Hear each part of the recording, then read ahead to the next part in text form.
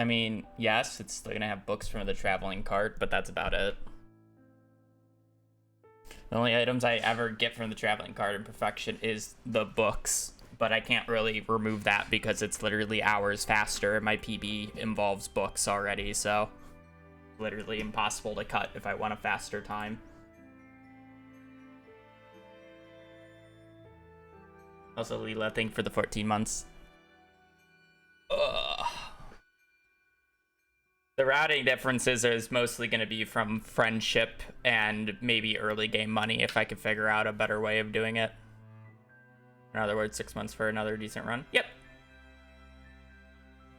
Technically, it should go faster because I get more runs than a run every 6 months. It was just at the start, I was refusing to actually practice endgame.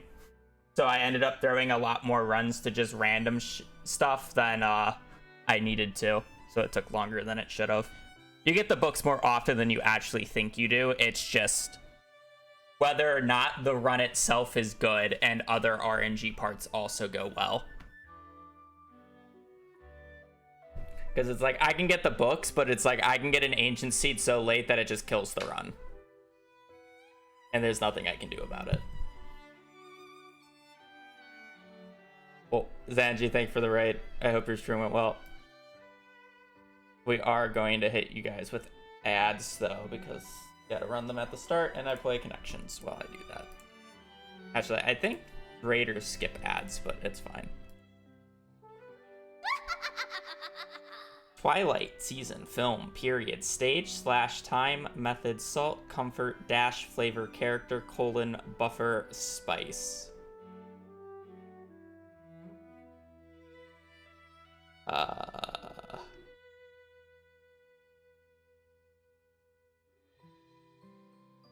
Flash Twilight film time period season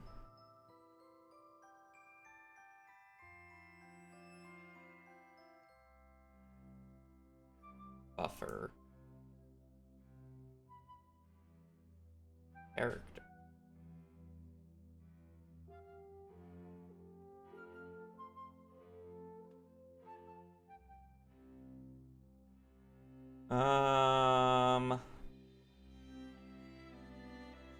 Stage?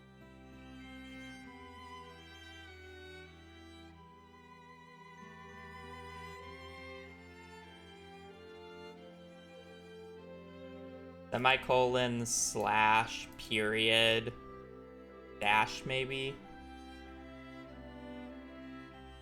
Yeah.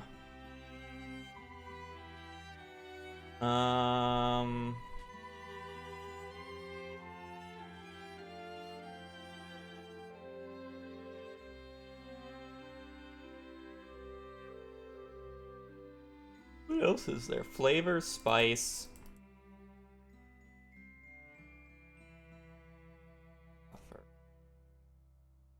Method, methodology. Comfort.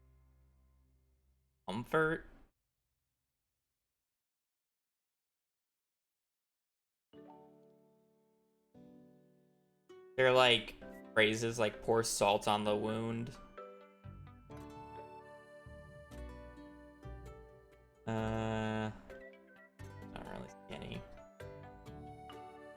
It's like if you want time periods, you have like time, season, stage. I guess it would be like buffer, but yeah, I felt like that was a reach. Is there like time of day, like Twilight? Or is this like a movie reference that I just don't see the movie reference? I mean, like, Twilight, I only think of two things when I hear Twilight. I think of the movies / books, and then I think of, you know, actual Twilight time of day. Film.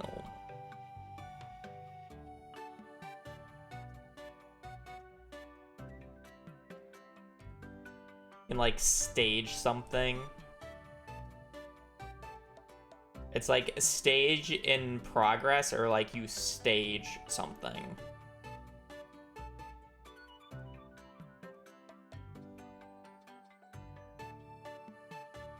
It was like its stage, character.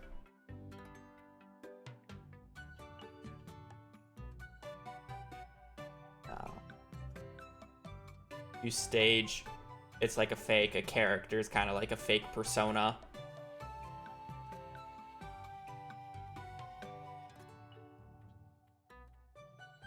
Maybe like film persona. You can put film up there as well, but I don't know what the last one would be. I don't really know. Method.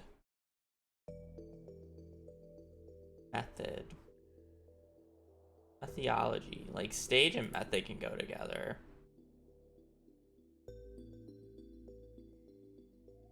I guess. Not really.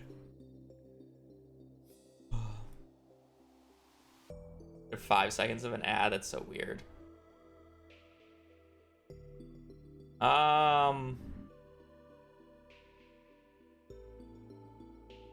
Film time buffer. Oh no, these are like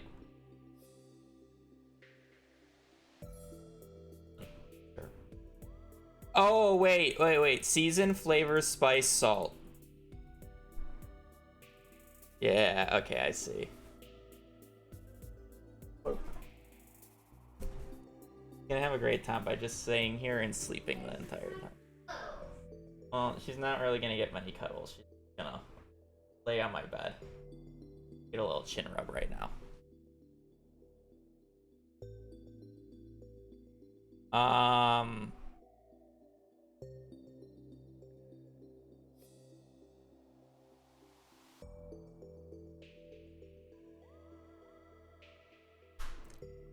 Time film buffer.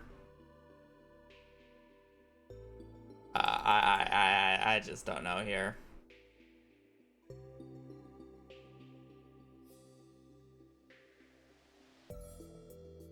I feel like there's like a movie reference here that I just don't understand.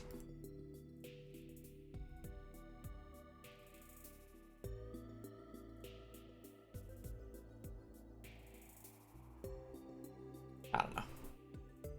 I really don't. I don't want to keep guessing. Kinds of actors. Oh, okay, Twilight Zone. Character, film, method, stage. Okay. I'm just not thinking on these wavelengths. They're not unreasonable, so I'm not depressed about this or like mad that like this was the answers. These are reasonable. I'm just not thinking in this kind of way. I guess I should have thought of Twilight Zone. It's not like I don't know that one, even though it's an older reference. I've been to Disney. I've gone on the Tower of Terror before. I know what the Twilight Zone is. I never watched the shows, but I know what it is.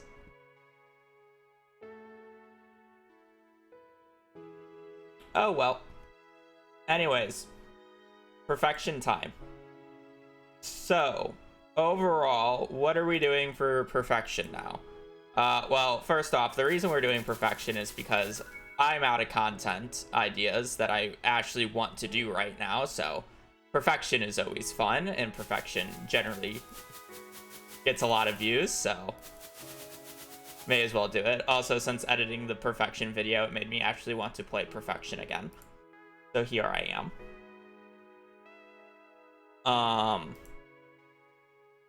The other side of the coin is I would like a better time. How far down can I get the actual perfection category? I have no idea, because right now it's sitting at like a little over or a little under 16 hours. That said,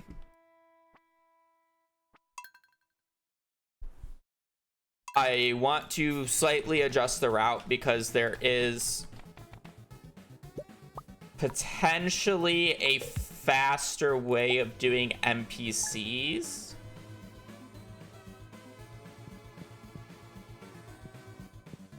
I don't know if I can shave off 2 hours.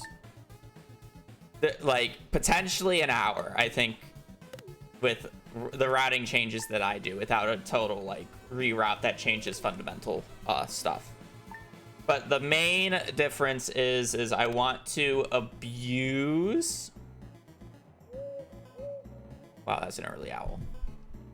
A mechanic that was pointed out to me that I don't know if it works or not, because when I tested it, it gave me mixed results, or it gave me the wrong results. But other people in the tech community, like Blade and Alexa, have both said that this should in theory work.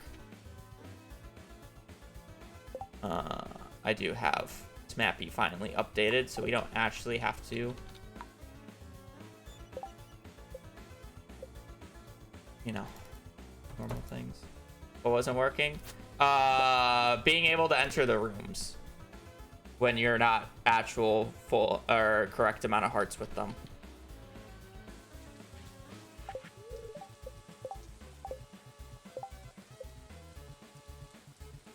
I'm going to test that real quick.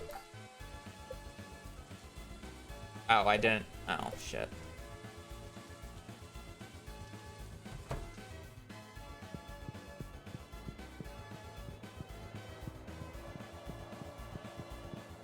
I just need to see if the application here, like, works.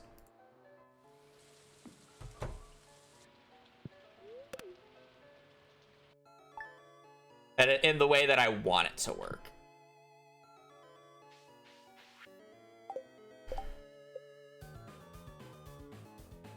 That's why I'm going out of my way to do this.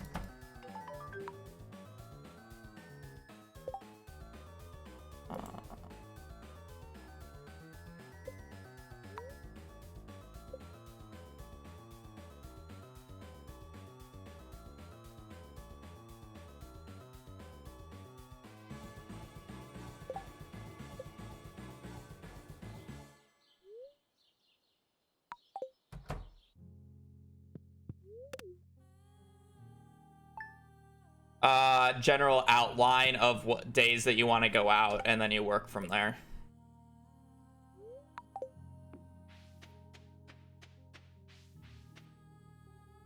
The days that you can go out are generally very accurate. It's just depending on what you get on the day is different.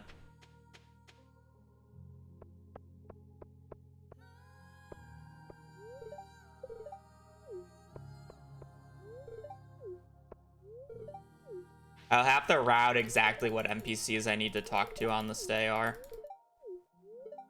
Because I don't technically need to talk to both Robin and Lewis, and I also don't need to talk to, I wouldn't need to talk to Demetrius then, if that was the case.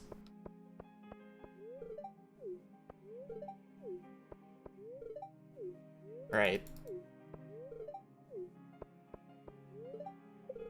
I also don't need to talk to anybody that I can instantly get access to. Like, realistically, I wouldn't need to talk to Evelyn or George. I shouldn't need to talk to a majority of the spouses as well. So, during this Egg Festival trip, I can actually skip quite a few people.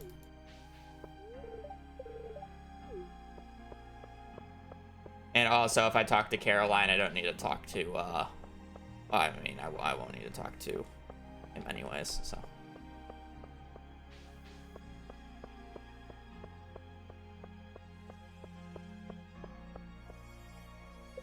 Alright, so we talked to basically everybody that we needed to know. I'm sure, like, there's a few people I skipped, but it doesn't really matter.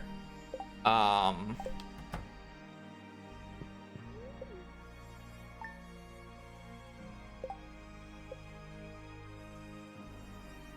I'm just going to quickly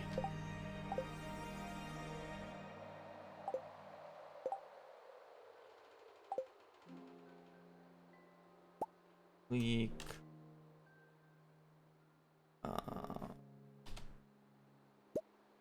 our staff and our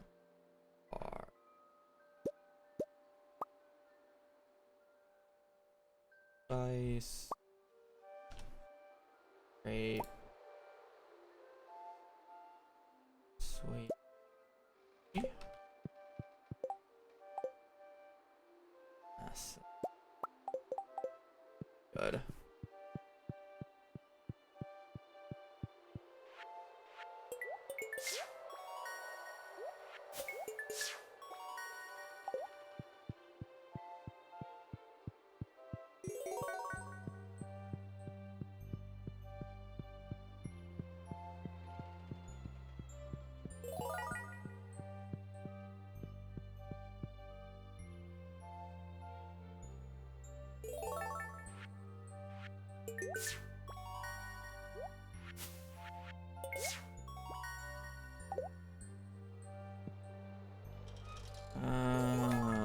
Let's see if I can remember the entirety of the entry off the top of my head.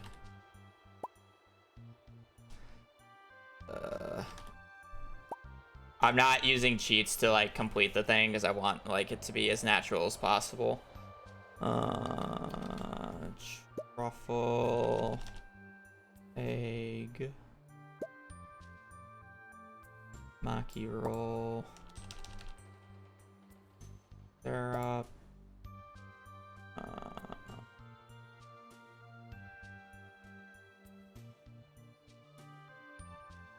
Pretty sure there's 2 more for that.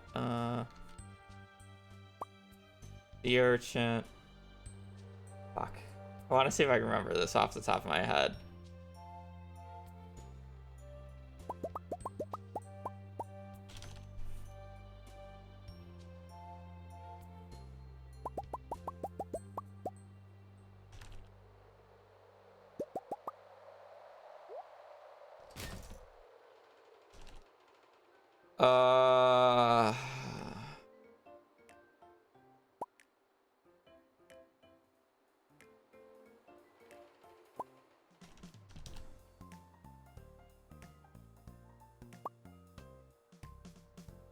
What's the last one?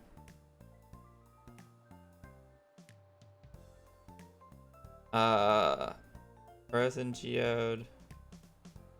Ah, fuck. Like, I know it, but I don't know it, you know?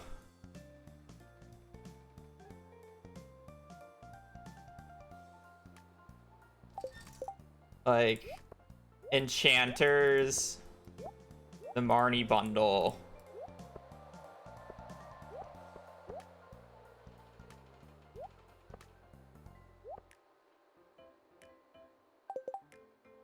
Duck Feather.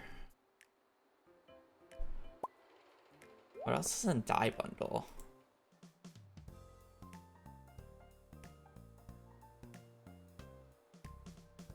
Oh, fuck. I'm like half thinking remixed.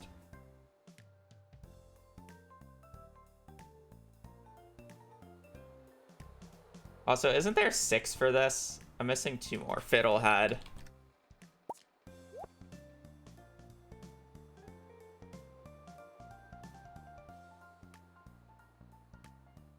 What's the last one in Chefs?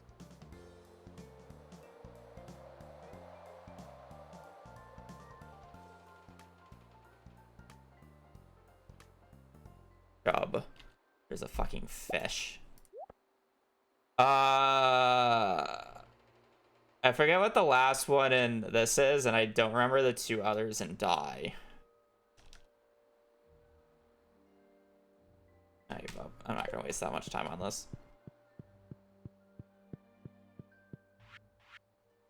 Poppy. I'm never gonna remember Poppy. Poopy. Oh, there's so many in Die. Sunflower, red cabbage, aquamarine, red mushroom. I could not remember. Sunflower. I can't believe I forgot red cabbage. What is that? You that I just said? Red mushroom, aqua.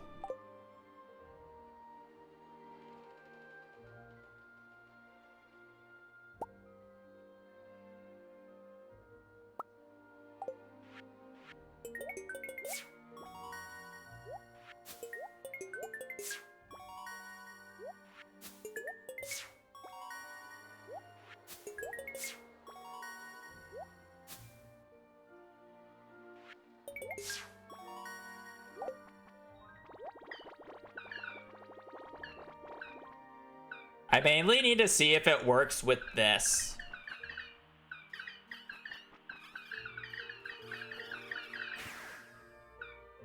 Because this is how I'm getting the friendship.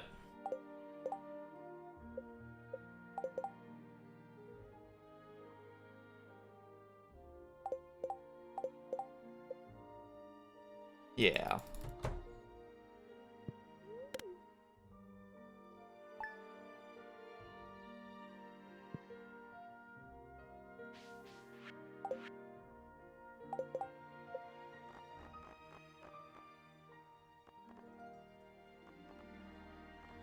Oh wow, you don't even get it with Shane and Emily anymore.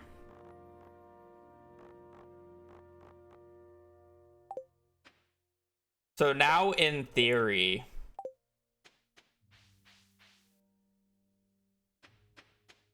what I can do is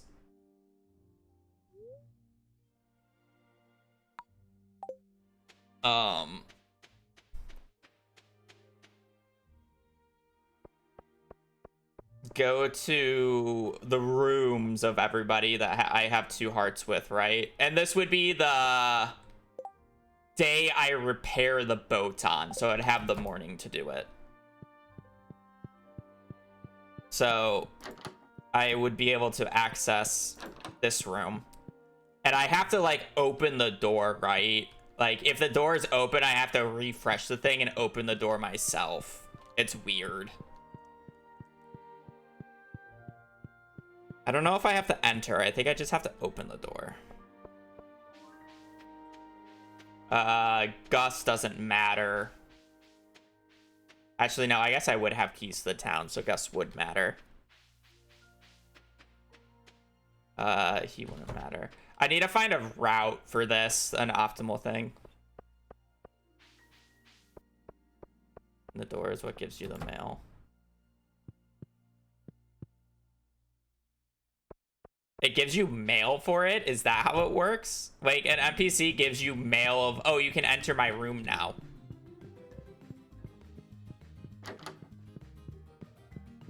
Or do you mean, like, the, like, flag check?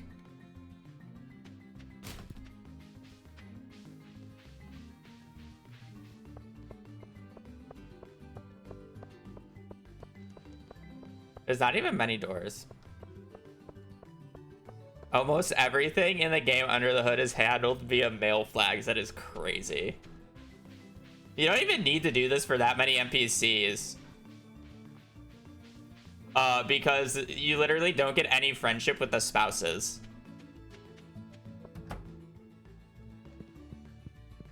So it's literally like...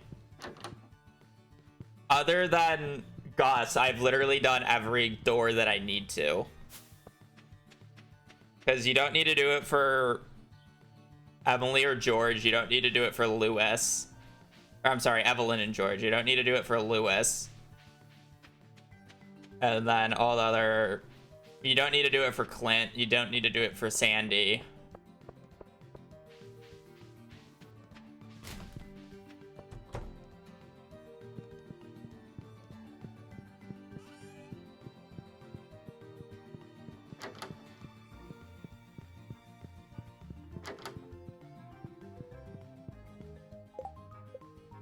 So now, theoretically, so I opened all the doors and got the checks.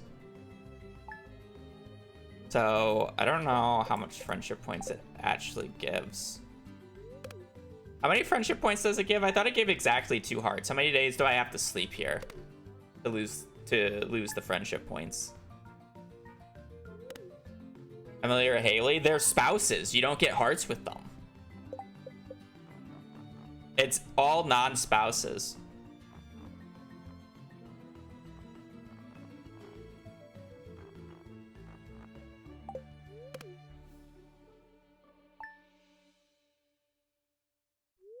So it doesn't really save that much time. It's just the spouses that is annoying. But it's like fine because realistically I do need a few days to fish for the fish. So it's like the spouses are the days that I'll go and get the fish on. You know?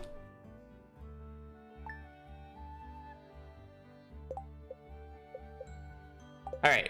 Now everybody is 1 heart. So normally I shouldn't be able to enter their rooms, right?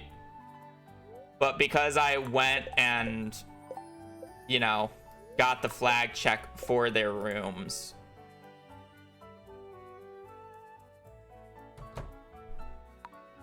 even though I don't have 2 hearts with Caroline or this guy anymore, I can still just enter the room. Oh no, this friendship decay is going to go to 0. You get the 2 hearts with each NPC for completing the bulletin board. We just never utilized it in the current run because it was too early for gifts. Theoretically, if we could utilize it, we would only have to do 2 years of gifting. Theoretically. But as you said, how am I going to get the gifts ready by the time...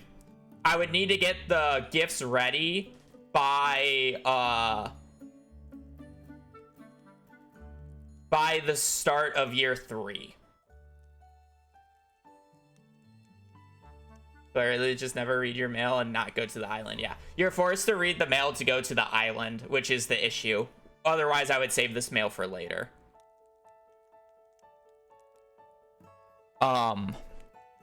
Right. So theoretically, you could skip a year of gifting if you could save the friendship that you got from this. But you can't. Without having to get the iridium quality rabbit's foot that you need, because you couldn't do it with gold. You would have to specifically do it with iridium, since you don't have access to the Friendship 101 book yet. So you would need iridium to get to the 10 hearts and 2 gifts with these people.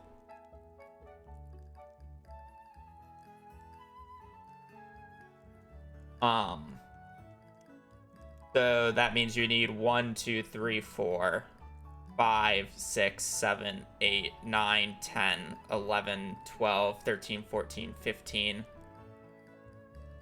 16, 17, 18, 19, 20, 21, 22, 23, 24, 25, 26, 27, 28, 29, 30, 29, because I also counted Abigail. You would need essentially 60 iridium quality rabbit's feet, right?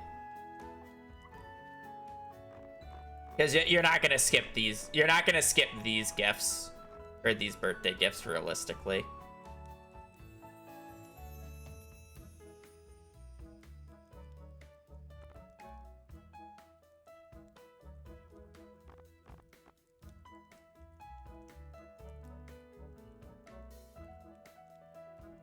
Or you shouldn't worry so much about friendship when you can do a little bit of percent action, add friendship points, name. Yeah. But it's like all these, I mean, I should have access to these rooms, which should speed up gifting by quite a bit. Because I'll be doing this in the morning that I turn in the boat, right? So I'll have time in the morning to just, or I'm sorry, I'll just like run through the town after I repair the boat.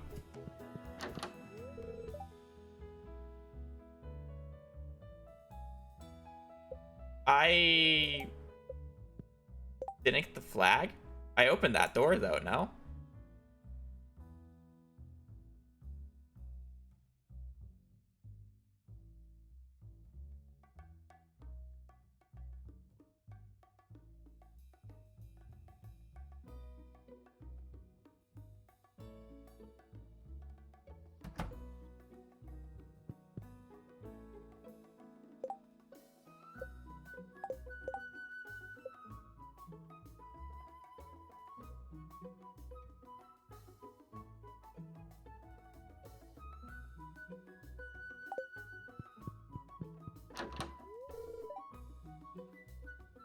Oh, is it a bug with the double NPCs?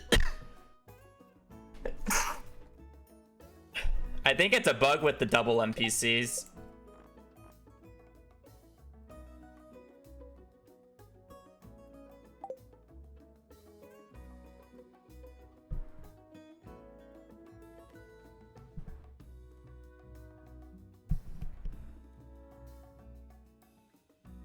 That's not an issue for Robin and Demetrius because Demetrius' birthday is first. But it's an issue with Kenton. Actually, I guess it's not an issue with Kent as long as I meet Kent before I open the mail.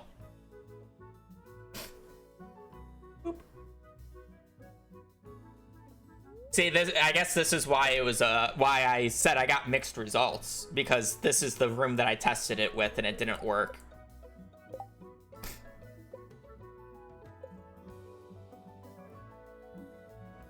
So what if we remove Robin and add Demetrius? Does it give me the same bug? No, it works.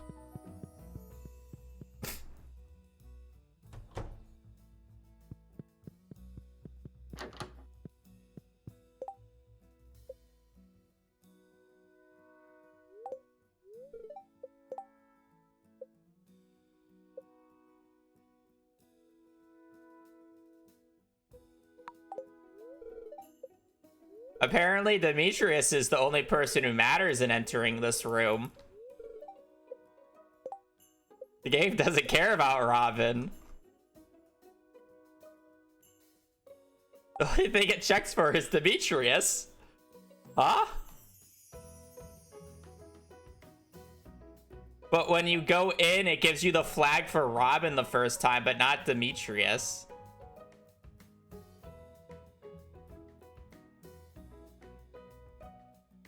What?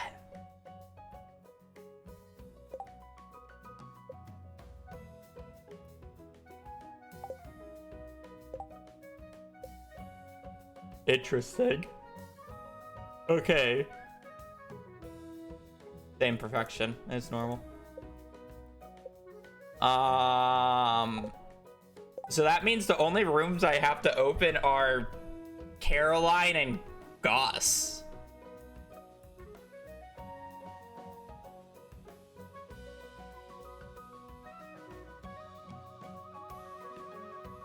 But why does Caroline's work then?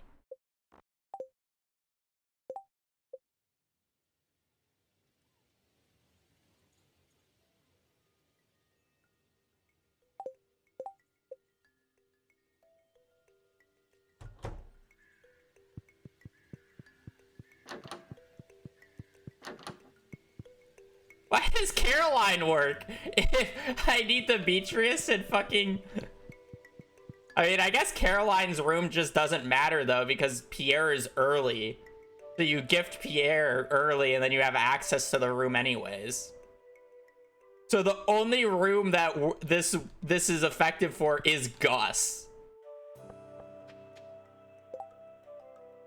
Because if... I guess Gus's and Kent's. Because I would be able to talk to Kent in year 2.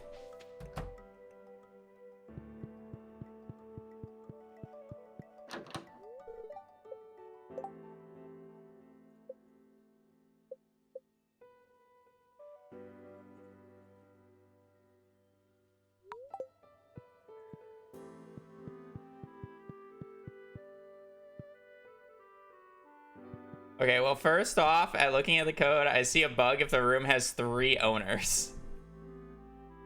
Do I get added to the owner list at one point? And that's what bugs out the game? So it has the 2 plus me.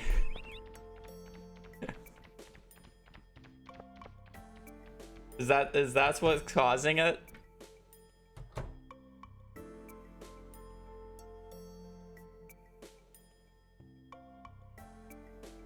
I know, I think this is just support for modding. So you're saying it should work on vanilla.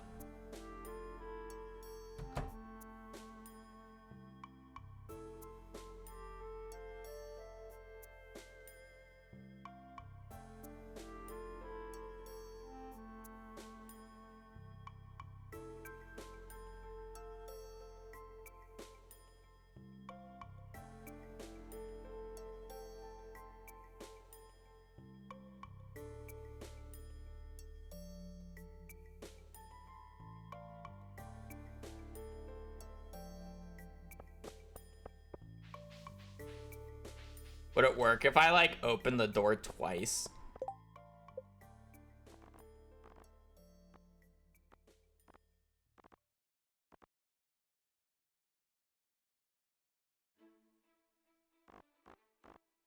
You have to open the door twice to get it?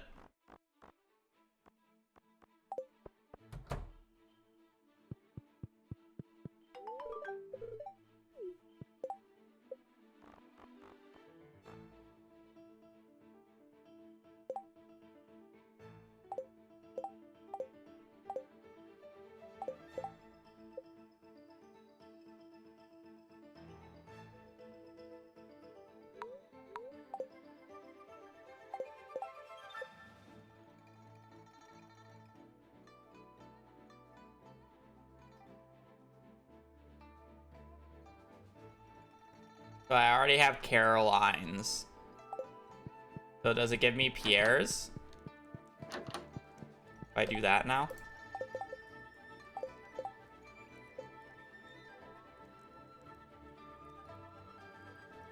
It does.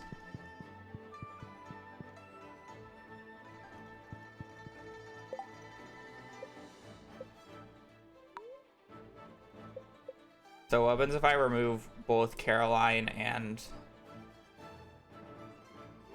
Pierre's? And I go up. I open the door once.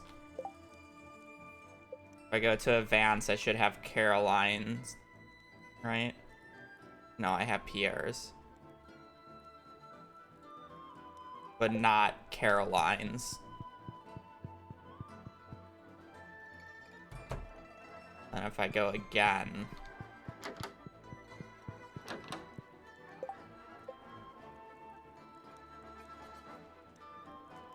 I still don't have Caroline's.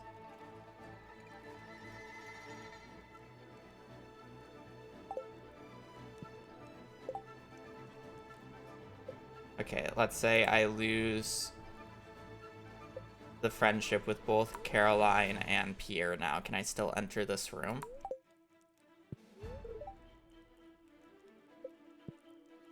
No. Even though I have Pierre's key, but if I switched it to having Caroline but not Pierre's, I could enter. Okay. Oh, I think I think I have a bypass.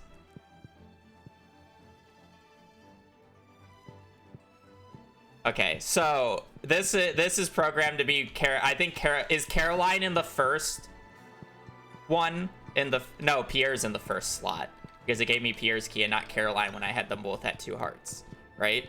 But it only lets me enter the room when I have Caroline's key but not Pierre's key. So that means I need to not talk to Pierre during the Egg Festival and only Caroline. I have to never meet Pierre.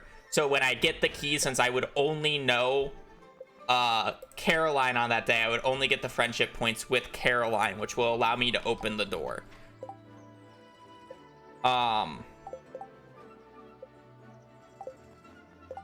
For Robin and Demetrius, I don't think I can actually get around this. Because you start out with knowing Robin. So, like, let's say I don't know Demetrius.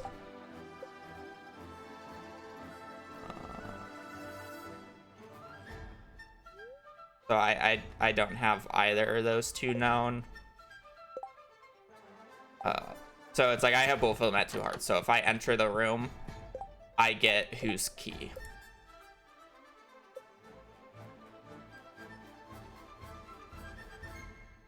I get Robin's key.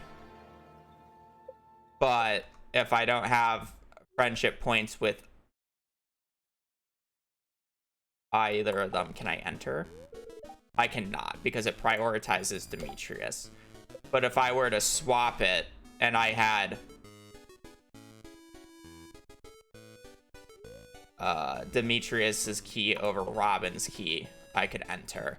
But that is fine because Demetrius has an earlier birthday and he gets out of bed pretty quickly.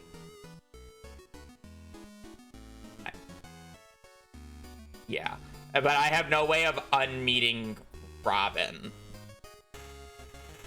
You also know Demetrius because of the Batcave. Yeah, but I want Demetrius's key, not Robin's, because Demetrius's key allows me to enter. So the only way to get Demetrius' keys and not Robin, since Robin's come first, is by unmeeting Robin, which I can't do. Right.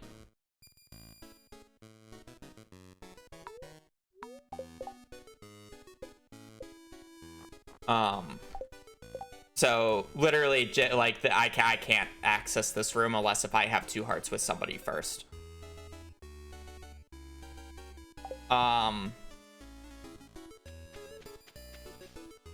Jody and Kent, on the other hand, I can meet Kent, or I meet Kent at the start of year 2, and I don't get the friendship bundle until year 3, so I just have to not meet Jody. So when I'm doing my rounds of friendship, I just need to not meet Jody.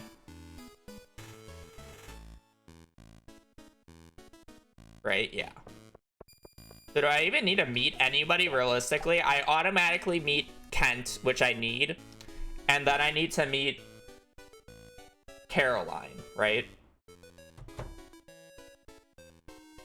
It's Caroline's key that I want. Yeah.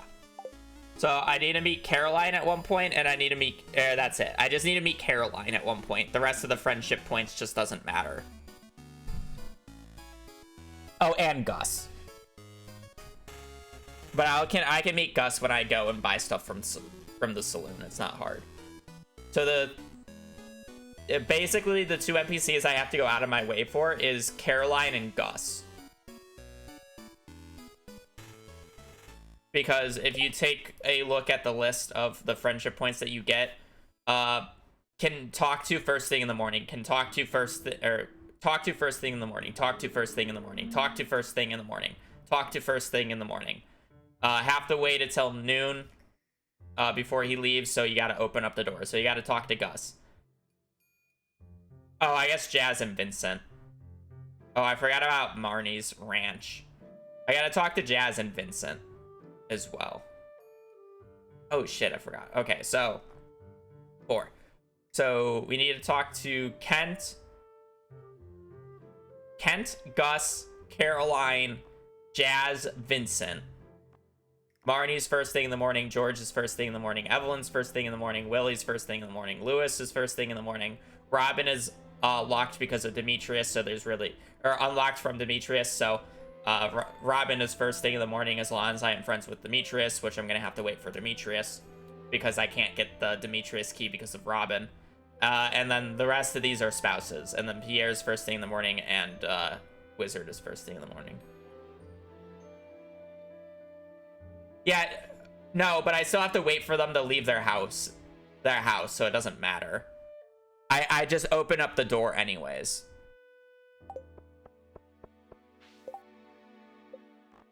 Right? It's like I just want their keys.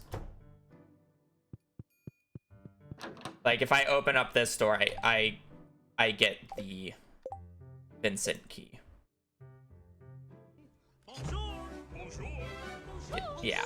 So now, like, when I go and give gifts in the first year, this is only applicable to the first year.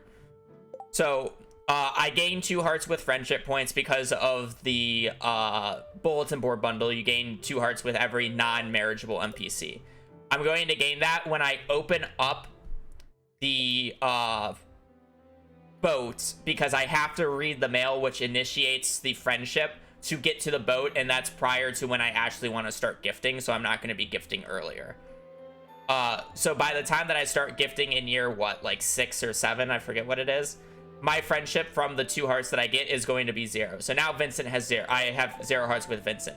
But because I opened up this door and got the flag of, hey, you had 2 hearts with Vincent, I can still enter his room.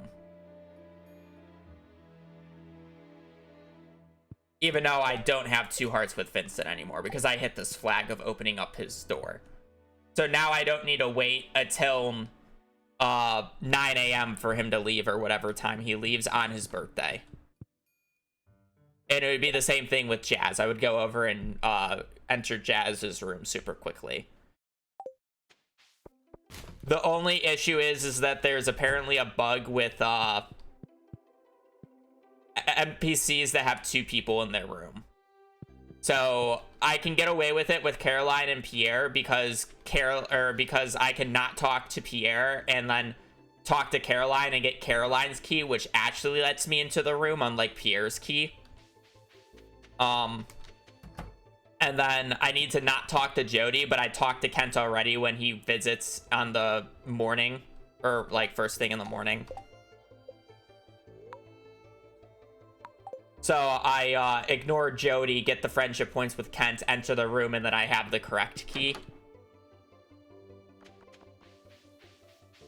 And then it's the same thing. I can't get away with it at Robin's and Demetrius's because I need Demetrius's key, but I know, but I get Robin's key first, and I can't unknow Robin because you meet Robin in the starting cutscene, which activates on launch now. So, and otherwise I would have to basically play without ever opening up my inventory until I complete the bulletin board, which is not going to happen. Also, Ocean, thank for the 51 months. I read your message, but ignored the fact that it was a sub. It is greatly appreciated. It is that I've been streaming for this long. And that people have actually watched me for that many years. So again, the NPCs that this actually helps out is I can gain early access to Kent, Gus, Jazz, Vincent. Yeah, Jazz and Vincent. That should be it. So Kent, Gus, Jazz, Vincent. And then I guess, well, I mean, Robins won't make a difference because I won't have words with them.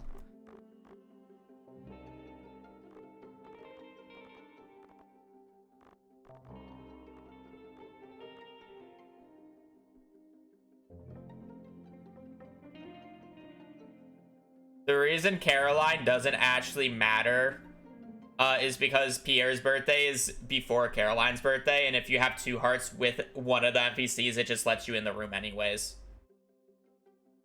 So, maybe. Why are you staring at me? So the Caroline one doesn't actually matter, so I don't even have to worry about the Caroline slash Dimitri or Pierre one. So the only doors I have to open are Gus's, Kent's, Vincent's, and Jazz.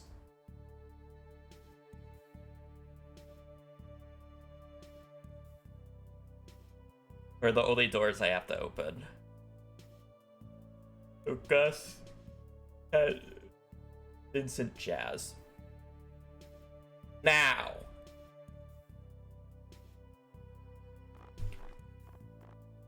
the NPCs, on the other hand, could, or the spouses could use some love. Shane is fine. Shane's out in the morning by like 10, so I just don't need to worry about Shane. It's not worth the extra gifts.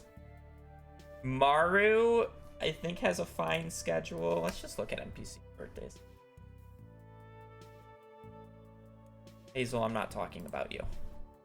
I am, but...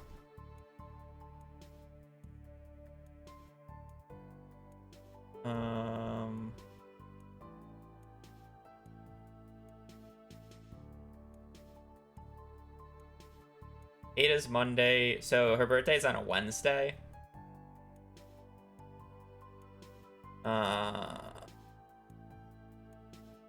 She leaves at 10:20. Mario and Reina's pain. True.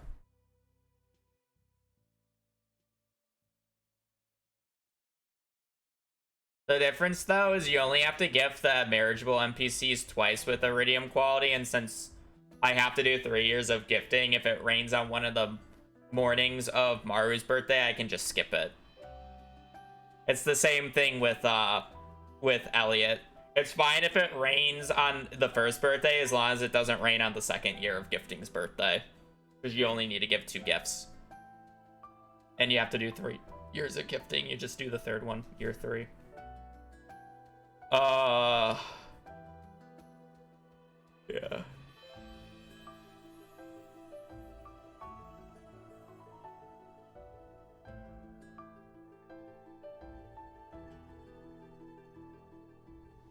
I'm just questioning about whether or not it's justified trying to give 2 early gifts to NPCs to get them to 2 hearts, or these spouses to get them to 2 hearts, because I do need to do fishing on some of these days, if you think about it. So it's like, it's not like these birthdays are completely wasted because I need to do some fishing.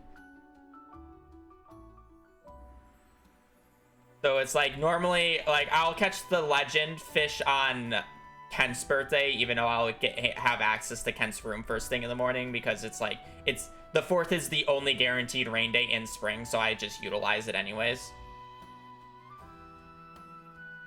So it's like, I always just do that on Kent's birthday. So it's like, realistically, the Kent friendship shouldn't matter, but I guess if I get it first try, I may as well.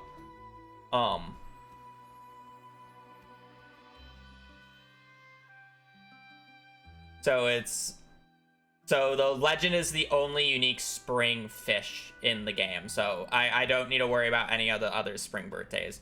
So who else here has a spring birthday? Haley, Shane, Emily. So that's 3 people, and these 2 have pretty bad, and this one's okay. So realistically, I should look to be gifting Emily and Haley then. I know. Why are you whining? Where's your sister? Where did Brittany go? I know, you have it so rough.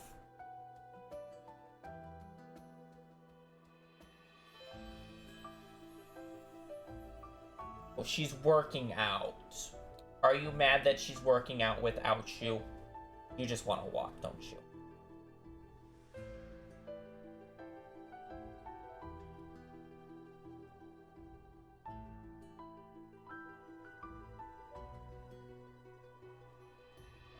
Alright. So it would be nice to get 2 hearts with Emily and Haley, because as long as I don't have to go too far out of my way for them, it should be pretty fine. Right? And it's like, I just need to get 2 hearts with them at one point and then open up their rooms, which shouldn't be too bad. Delirious Nymph, I think, for the 17.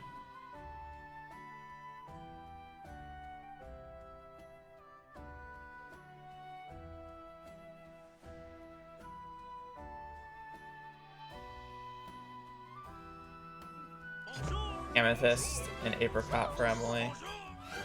Yeah, Emily should be easy.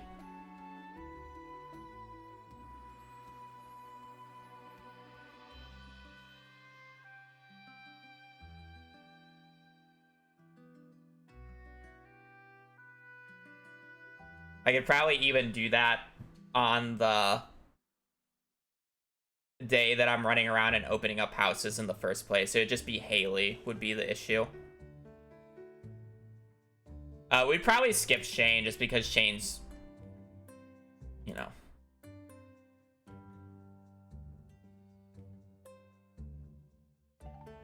Shane literally, like, it's 9 a.m. It's like, whatever. I could probably find something to do in the morning. Not even. Yeah, he's in the kitchen at 9. Like, Shane's whatever. So Emily is Apricot plus Amethyst.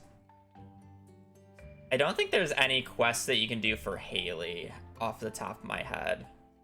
Yeah, or goes to work. Like, he's theoretically the fastest marriage candidate for a reason. Quest for Haley. Haley, you're kind of screwed. She has easy gifts, though.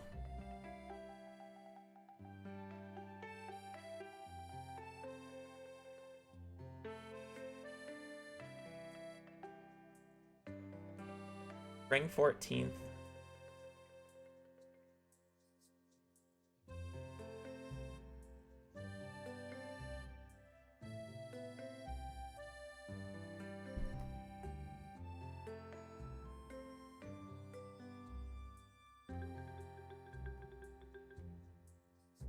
Is coconut and sunflower, you know?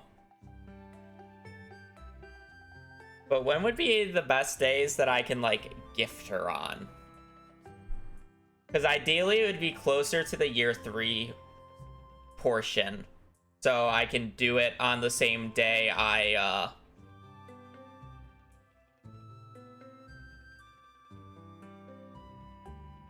Is there, like, any day she's out early?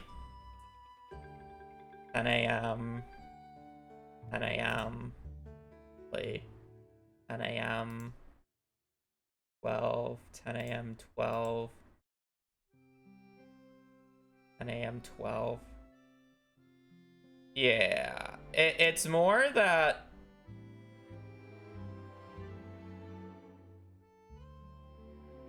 she doesn't leave until 10.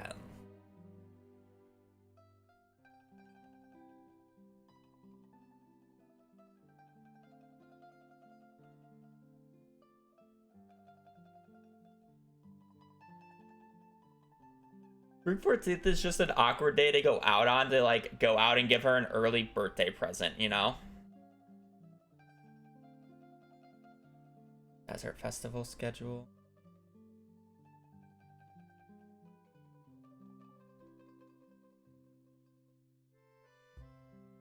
She only goes if she's a vendor, it looks like. Or does she go every single time? Oh, she goes on the 15th. Fuck. Well, I guess that's the first day.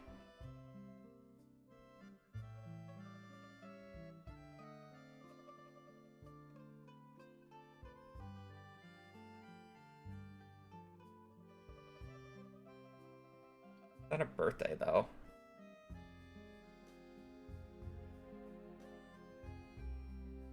I don't go to the desert festival on the same days every single time, though. It switches depending on what daily luck is, and or if I have a book check.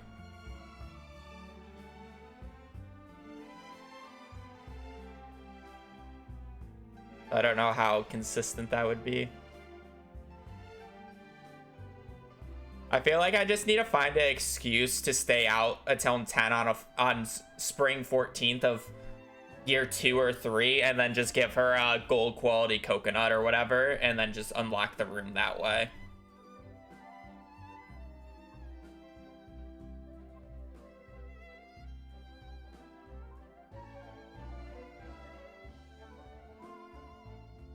Year 2, are you doing cauliflower in spring? No, year 2 is starfruit and greenhouse. I don't do any farming outside in year 2. You get greenhouse year 1. I don't think it ends up on the 14th, but even harvesting doesn't take you until 10 a.m. I mean, I guess I could just... I mean, the excuse would literally just be like upgrade the coop or whatever during that time. Coop barn, build a building. And then you're already out until 9. Anyways. Like, that would be like the best justification that you would have to go out on that on her birthday. But at that point, why not just do it in the years that you're doing? Haley goes out day 1 and 2. She goes out on the 16th. Okay, that's more manageable then. Oh, oh, okay, you're right. I didn't read this part. I mean, that would work. I would have to go to both days, though. I guess technically not, because I do Skull Caverns in year 2 to get mining level 6, so I can wait until she shows up there. So I can give her 1 gift on that day. How much friendship points is that?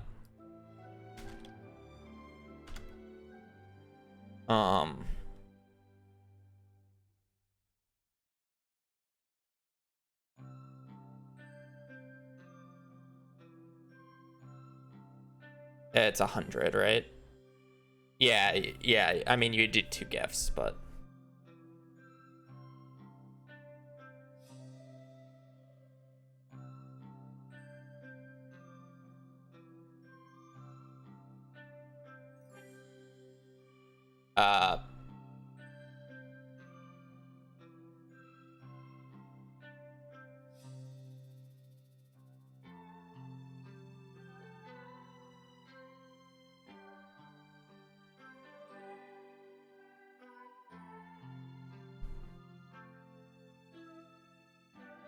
You want a strategy that would make it more consistent where NPCs will be when you gift?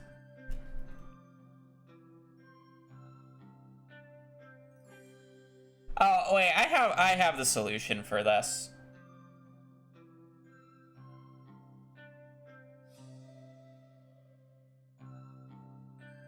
Now, do I?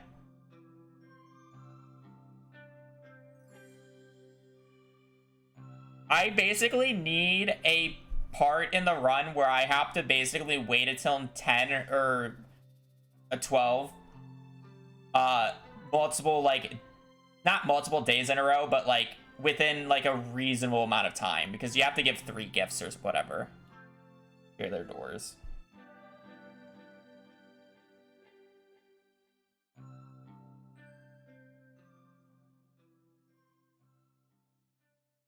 Well, I mean, I still need to wait for her to leave her room, and that's more of the issue. The waiting time's the issue, Blade, not where they will be.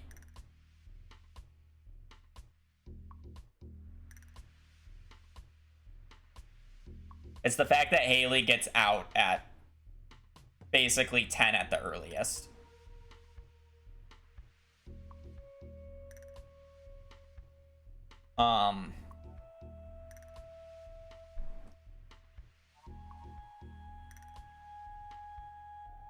I still have to walk all the way down to the door. She is kind of far, but yeah. I'm more talking about a period of time where I can basically give her 3 gifts within like a 2-season period, because I'm already going to be out on those days. And then the last one I can like open up the door, right? So I guess 10's not late enough to do it for doing it while I'm doing gifts. I also only need to give Haley 2 birthday gifts in total. Technically speaking, if they're iridium quality. You get the friendship point when you start gifting in like year 6.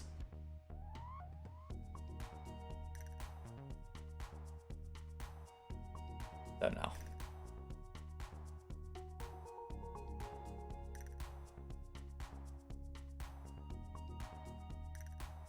I guess technically you can get it early in year 3 if you get really lucky from the book trader when you're trading for Monster Musk. But that's the only exception.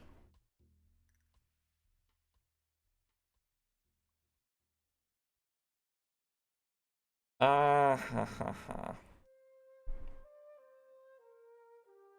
think it's just an angle of in year 3-ish, when I'm kind of going back and forth between Ginger Island and the regular farm picking stuff up.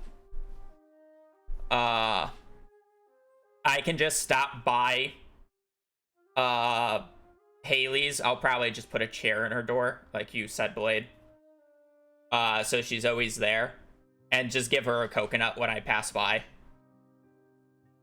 You know, like just go directly down south when I enter town, and then go to or visit her place, give her a coconut, and then just do it like 3 times in a row. Like you can do it during the I can do it during the quest line for Birdie. I can do it when I wait for the pirates to open up, so that's 2 days. And then I'm sure I can sneak one more in there at one point. I will be running on unmodded vanilla Stardew, but currently I have Smappy open for testing.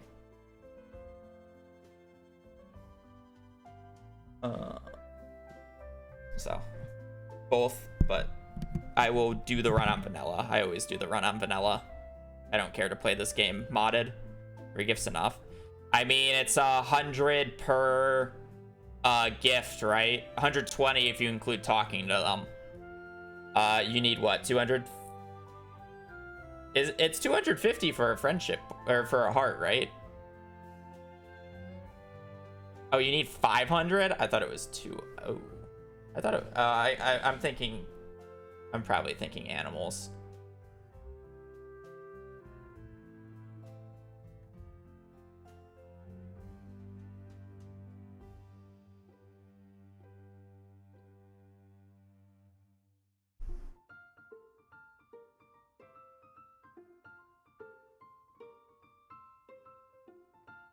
What are you talking about? Oh, wait, yeah, you need 500 total. Never mind. You're right. A heart is 250. I was thinking, but I need multiple hearts.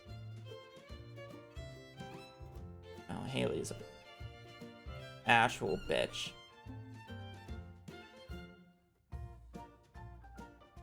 500.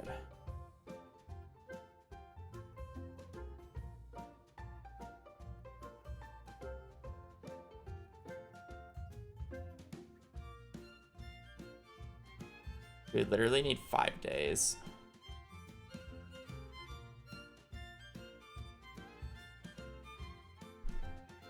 I don't really want to give her the star drop T though, because I'm sure other NPCs are going to be annoying. Because it's like, Sam is kind of in this... I mean, like, I can get away with the other NPCs a bit more because Sam is in summer, so I can catch summer fish during Sam's birthday. Does Maru have any quests?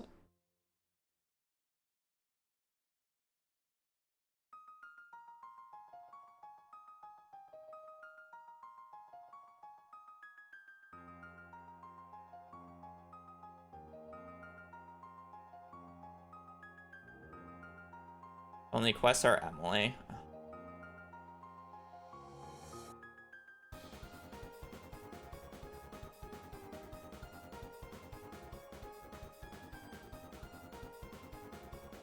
I guess Alex has a spring bird, or no, Alex has a summer birthday.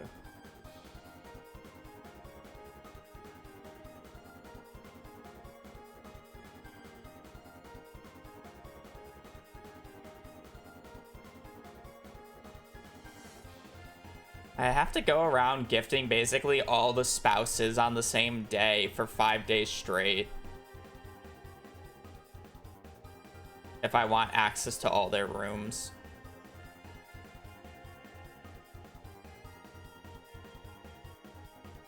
That worth it?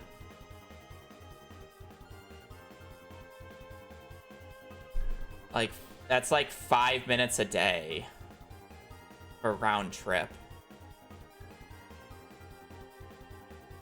You have to wait.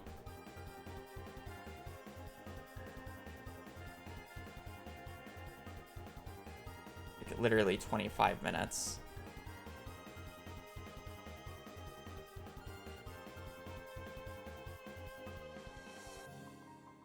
But I mean, like, I already do the fishing in the, like, I don't know. I don't think it's worth it. Like, I get Emily and like I just fish on the rest of the days. Like, there's no reason to do Sebastian early, even though he doesn't leave until 3, because there's so many winter fish I need to catch.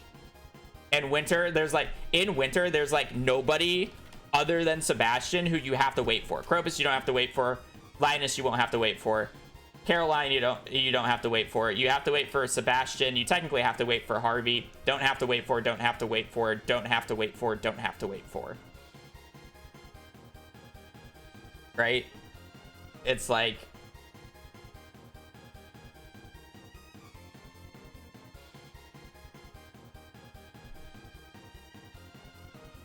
It's like, you just go fishing on these days. It's really self-explanatory.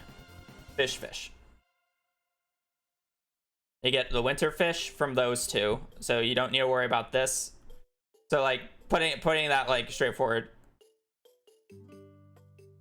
You don't need to worry about Sebastian, Shane because he's out early. Emily, you only have to worry about Haley. I mean, ideally it rains on this day would be the perfect situation because then I can catch Legend. But in reality, what I can do on Haley's is just start catching some of the fish anyways. For fun.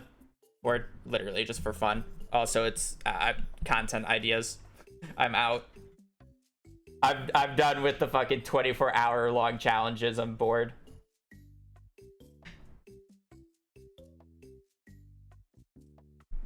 Where to ask a question immediately gets hit by the automatic ads. I'm just also doing route optimizations that I could add.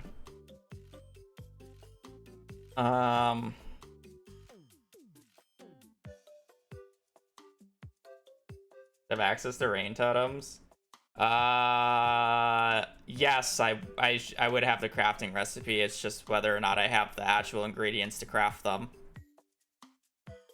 I guess I could just make it rain on Haley's birthday then. I guess that would be a smart idea. And then I catch the legend in the morning.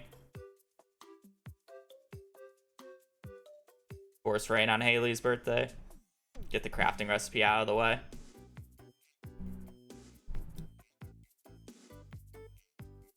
Haley's rain schedule is worse. It doesn't matter if it's worse. I gotta catch the legend.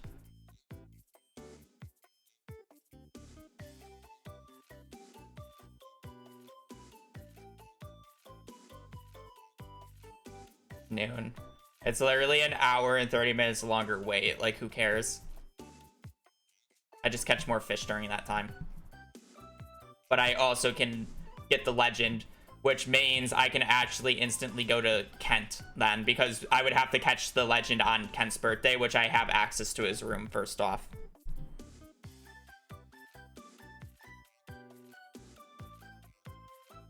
So yeah, I would use a rain totem on Haley's birthday. It's literally what I just said, Cord. I said it because I saw it go off. And you probably didn't hear me. You probably still don't hear me. Funny.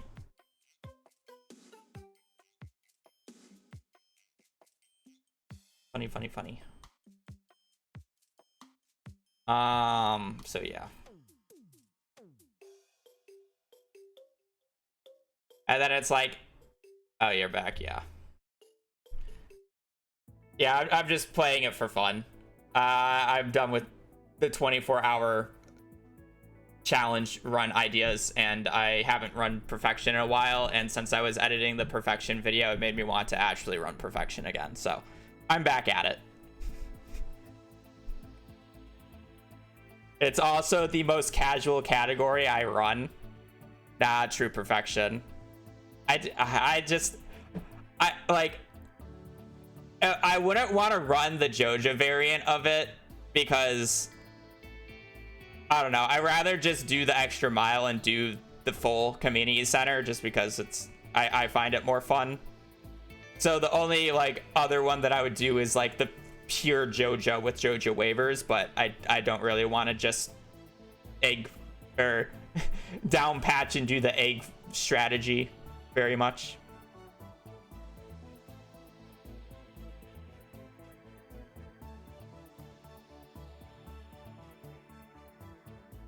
Okay. Yeah, I mean, I just end up fishing on these birthdays. And we use a rain totem on Haley's birthday, I think. Right? So we get Emily by doing an apricot and a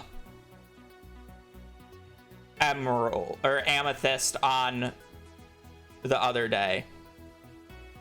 Or on the day that we get the thing. We open up Gus's, Vincent, Jazz, Kent's. So Gus, Vincent, Jazz, Kent's room. We open up those 4 rooms. Oh, and I guess Emily, since we're there. So we open up those 5 rooms on the day that we repair the boat.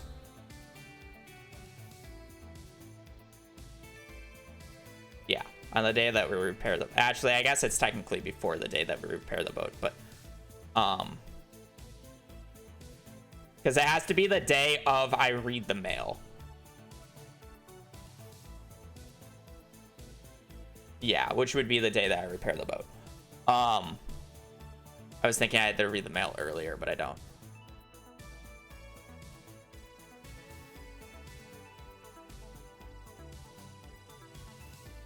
When do you do? I mean, it's just the day that I repair the boat. So I have to wait until 9 anyways, and then I have to open up the other rooms. So she'll just be last on the list. I have to wait until noon for Gus anyways. On that day, so it doesn't matter. I have to wait until noon to open up Gus's door.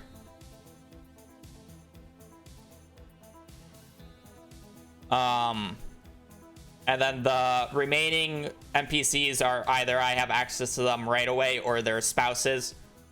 And the spouses I'm just going to be fishing on their days. Specifically, I'm going to use a rain totem to fish for the legend on Haley's birthday. And then I should look. Is there any... Let me look at the fish.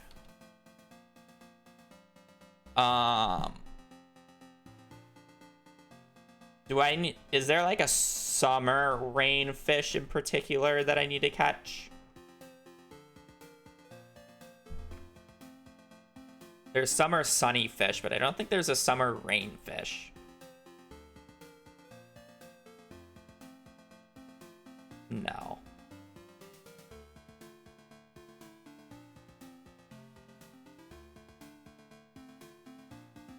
And then, red snapper. Ooh, okay, red snapper. No, we can get red snapper in fall.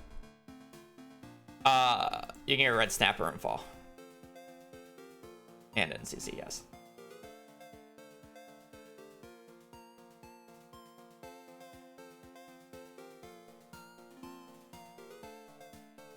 You do need shad and walleye in the CC already, so do I need a fall rain fish? I'll get catfish, tiger trout, no matter what in CC. I'll get unless if I don't catch a salmon. I would have to make sure I catch a salmon, right? Or is salmon not rain? Oh, salmon's any weather. I don't know why I thought salmon was rainy. I guess it's if I want the extra eels, but I don't really want to stay out that late on the fall NPC's birthday. So I guess I don't need to make it rain in fall. So I only just need to make it rain on Haley's birthday. So I just need one rain totem. So that means I would need to get the pig early. But I mean, I should have access to get the pig, and I can just buy one early and it shouldn't matter.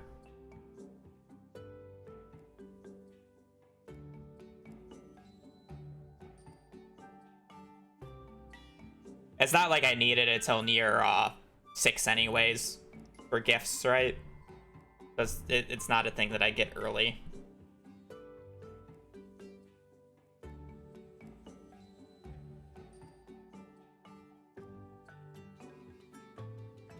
I love how Fizz is the only one with a background.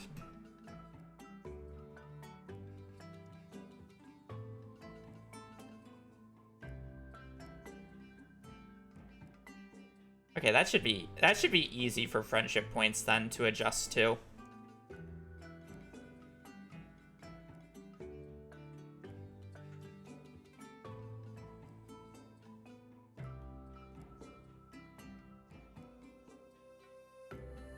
It should be an easy adjustment.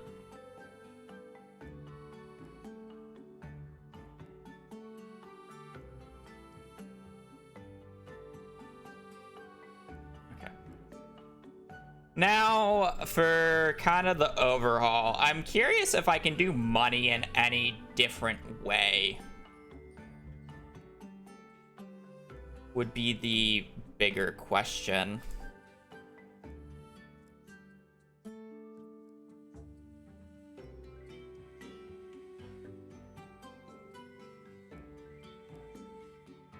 Cheap, surely. Ah, yes.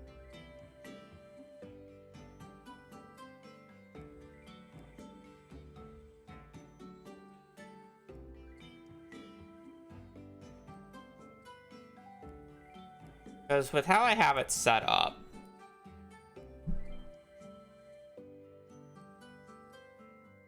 the earliest book I'm pretty sure is like spring year 2, right?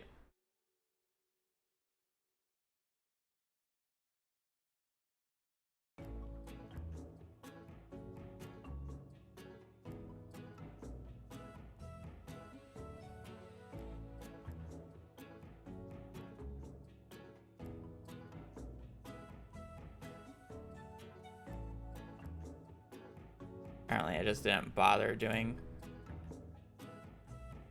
heat for those 2 spots. Especially winter. Not really, just optimizations.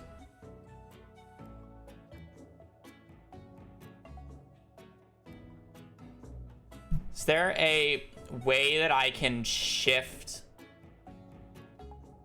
book checks until a later date? I feel like that'd be so degenerate to do, though. I mean, no matter what, I'll be able to check the books in year 1 or 2. It's just, I would just have to change when the books show up if I want to do it in year 3, or if I want to get the books in year 3 and 4 instead.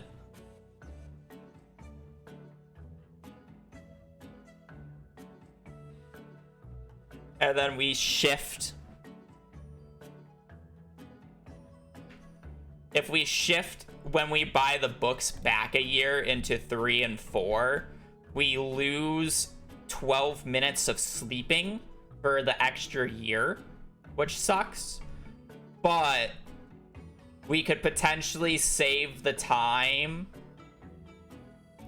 by not having to do as much mining, if that makes sense. Because currently, if I were to go to my VODs channel,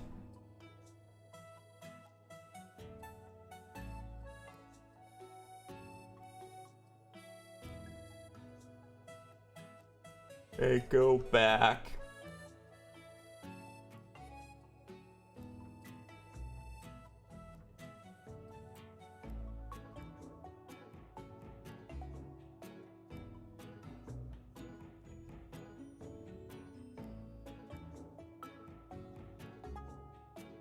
And watch the VOD. We don't get out of the mines.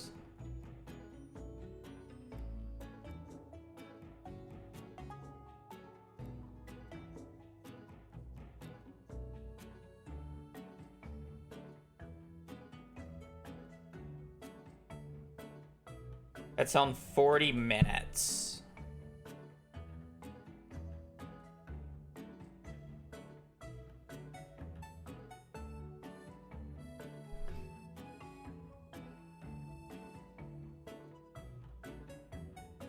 So if I can get out of the mines by 25 minutes.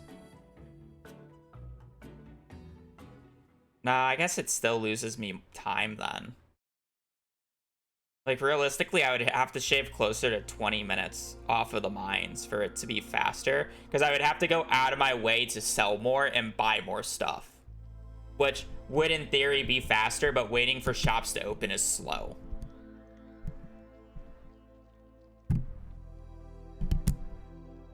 Right.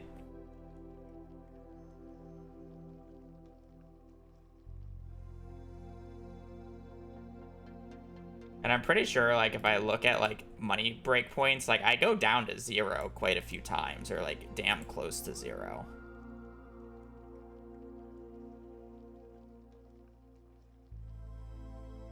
Like, 2,700, I guess that's not 0, so that...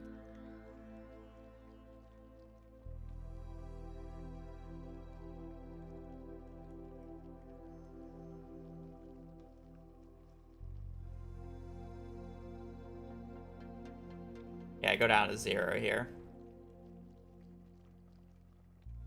So the money is kind of just, or the money is already kind of exact. Oh, I guess I'm sitting on extra pickles, so never mind. It's not exact. I think I just did exact. He just wants to go on the balcony. He always does.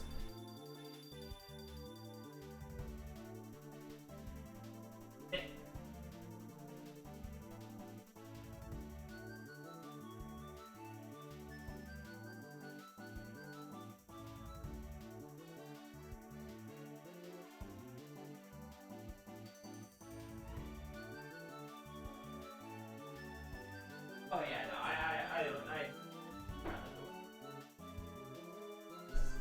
don't show those.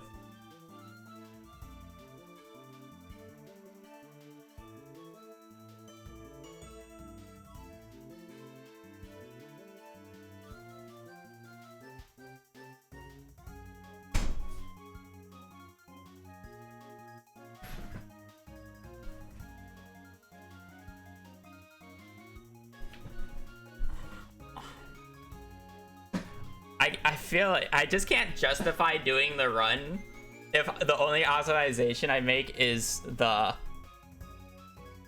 friendship, though. Sure, I can do it faster, but I want to like actually improve the route.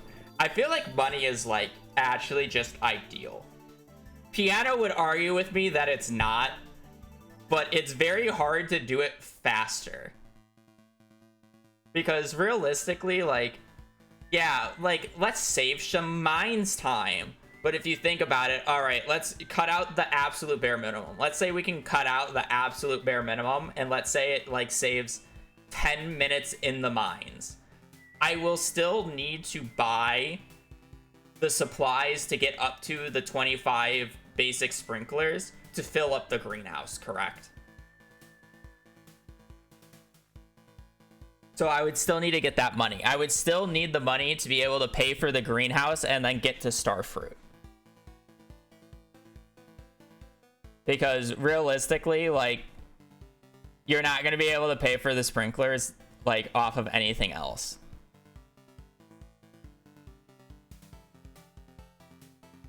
But I don't even think it matters if we drop a cycle. Also, it wouldn't matter if you actually like drop a cycle, because you kind of already know if your books are going to be good or not by that point, because the books are every other year is essentially how they work. So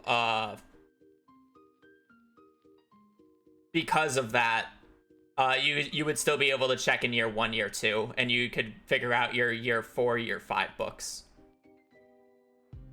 Or year 3, year 4 books is what it would be. You skip year 2.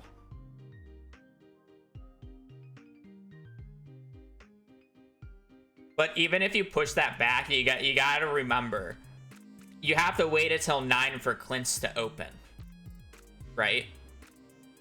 So if you do that, that is 3 minutes of doing that to go and buy the stuff. So the mine's time save from, let's say, the 15 minutes is already down to 12. Then you have to go and smelt, you would have to go and smelt the ore, because we smelt the ore while we do the mines. So you have to wait the few days for smelting the ore, which still costs time. Let's say that's another 1.5 minutes, give or take, or another minute. So that makes your 15-minute time save down to 11 minutes. Then, because you had to go out of your way and buy the sprinklers, you have to make back the money that you used to buy said sprinklers, which would likely be an extra round of Starfruit, because you had to do an extra round of crops to be able to afford the sprinklers, because we're going to have less sprinklers early on, which means we're going to have less money to pay for all the shenanigans that we want in early game. So that's probably another visit, which is another 3-ish minutes. Or I guess it would be closer to 5, because you would have to run between all the shops and buy everything and plant everything. So 11 minutes becomes 6 minutes. And that's assuming you can save 15 minutes in the mines. By the way, if I were to save 15 minutes in the mines, I would have to be done with the mines by 25 minutes. Which is like...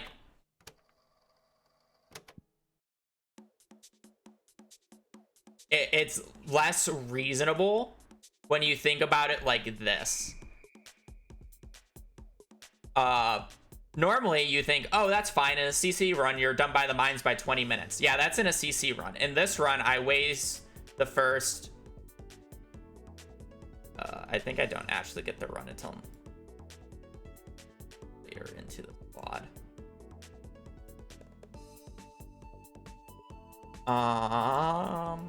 I have to do the parsnip checks at the start.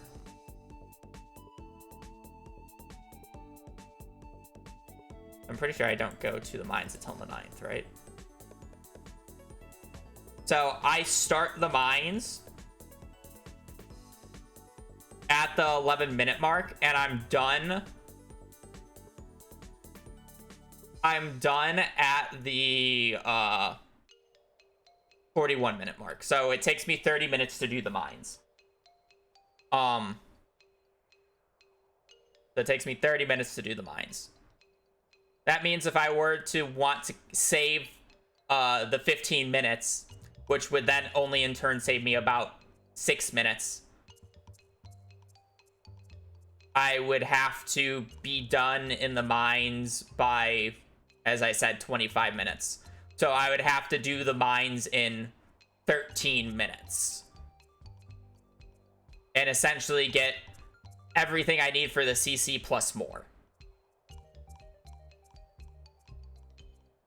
See the issue here?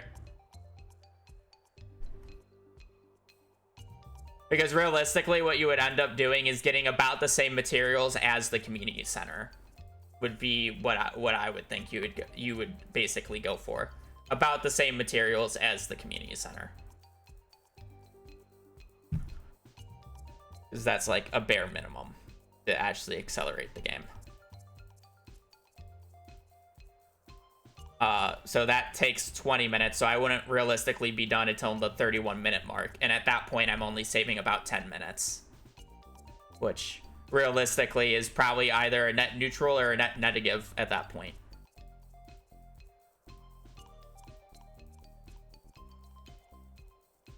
It's going fine.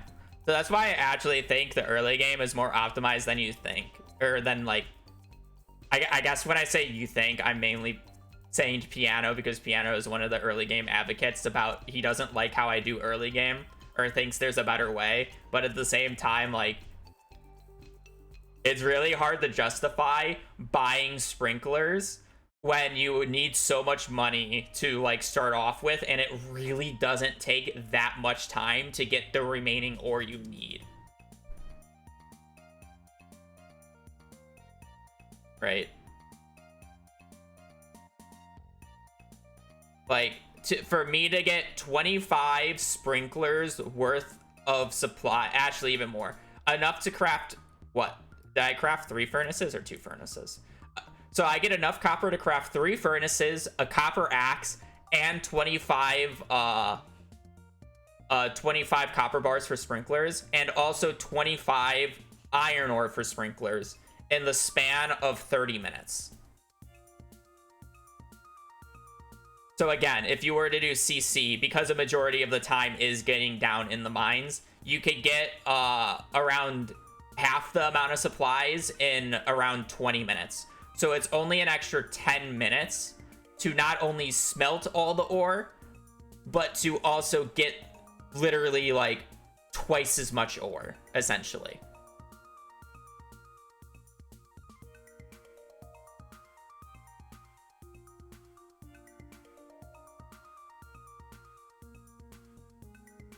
So it's kind of just like one of those things where I think it's generally pretty optimal already.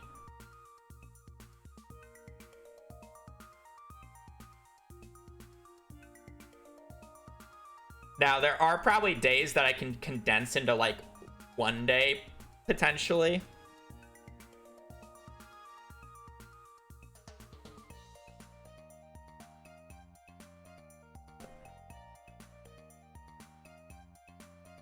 The issue is I'm really gonna need to like rewatch my Perfection VOD.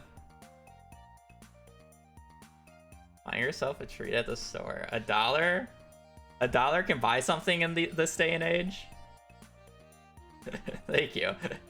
I do appreciate barring the sarcasm. But $1 don't buy shit this day. In these days. Here, buy yourself some more as a treat at the store. Yes, I am channeling my grandmother here because it amuses me. You can buy half a candy bar. I don't even think you can buy half a candy bar with $1. I don't remember the last time I bought like just a raw candy bar from a store. It's normally a bag of candy. It's not good enough for kids these days, true.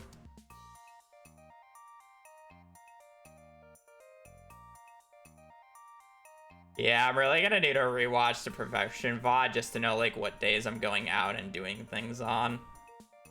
Because I really do feel like my early game is actually like generally optimized. I just need to be like, if I were to go and like watch some of the days, back. There's like hesitation in sleeping some of the days. Like here, like there's no reason I shouldn't not be instantly accepting that text box.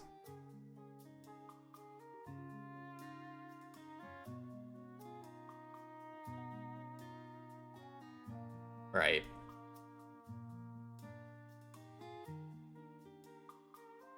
I think like a lot of early game optimization can come down to dedicating specific days to actually upgrading the coops and barns, because I know when I was doing runs, I was very inconsistent on what days I will upgrade the coops and barns on, and I'd just do it whenever I remembered instead of like having automatic days. And then also very much deliberately planning out what items I get for the community center on what days, instead of it just being like, oh, I need to do the community center now, let's go get these items.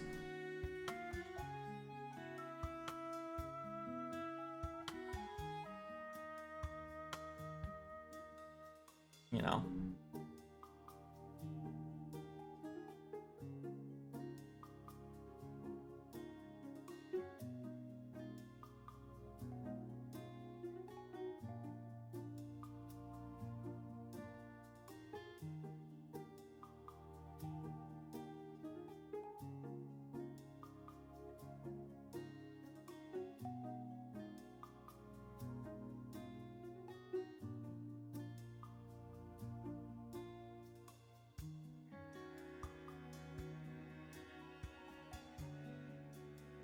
I literally would just need to like VOD review my run.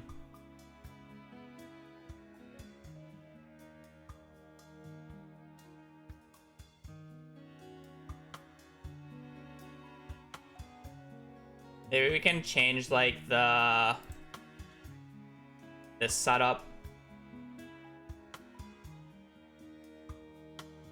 Ideally, I would be able to find a setup that works in the greenhouse.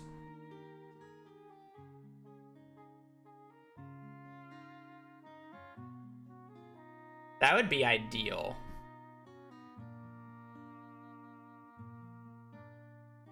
Because sleeping in the greenhouse would be more optimal.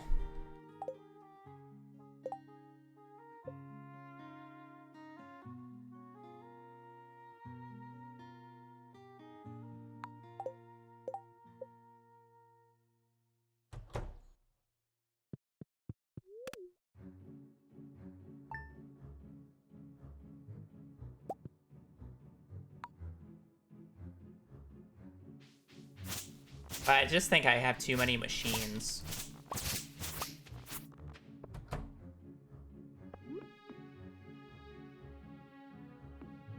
Right.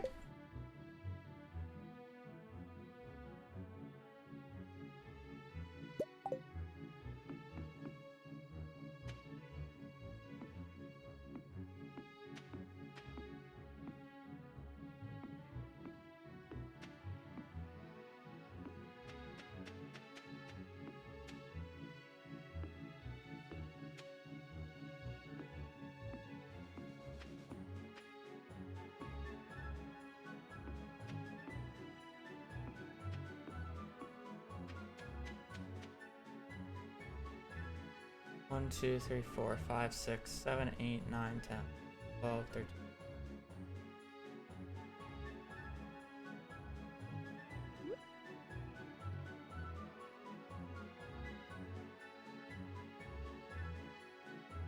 Or is this actually how it's supposed to be?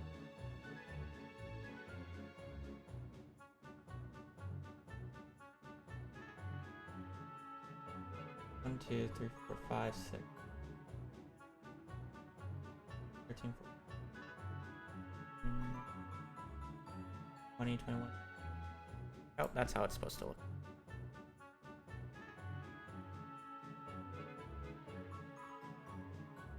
All right.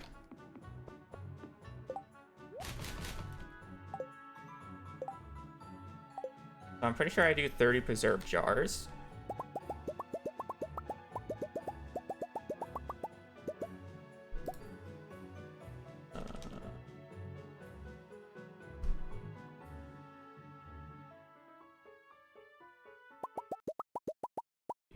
seed makers. 2, 3, 4, 5, 4, 7.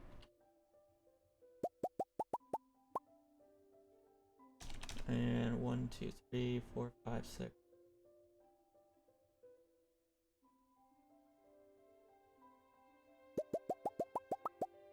All right, let's see if I can find a way to fit this in a reasonable way. And then the rest of the spaces would go to the mushroom stumps. All right. So this is probably the best bed placement right here. You can go both ways. Like, maybe you can argue maybe one more here, because then I can immediately go up and harvest right here. I think the seed makers can mostly be out of the way because you can finish harvesting like up at the top or like at the side here. So it's like I could easily put the seed makers over here. You know? The crystallariums kind of have to be right here. I guess I only have one next to the bed.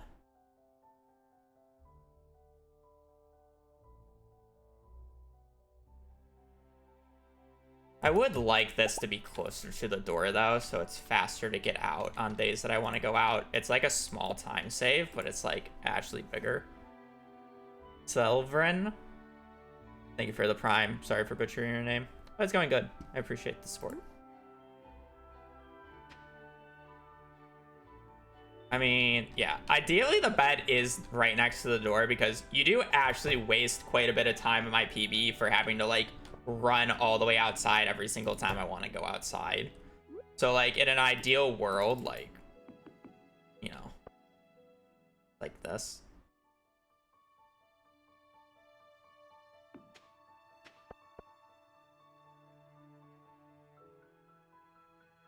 I could also still do the backwards for the preserve jars. But then I would have to move these.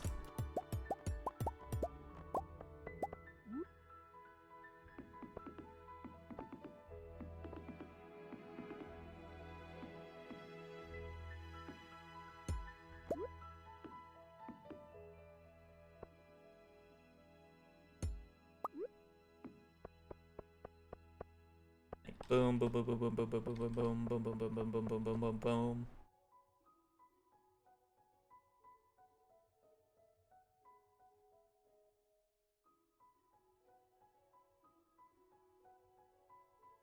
Probably.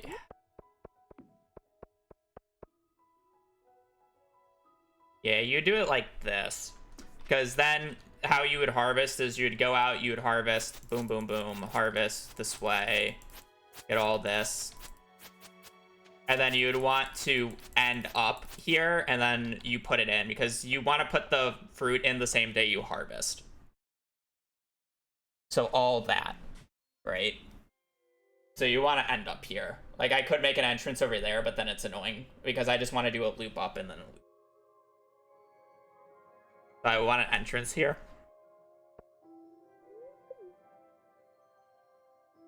And then I would need the seed makers. I feel... the seed makers do need to be close, though. Because I will be putting them in every day at one point.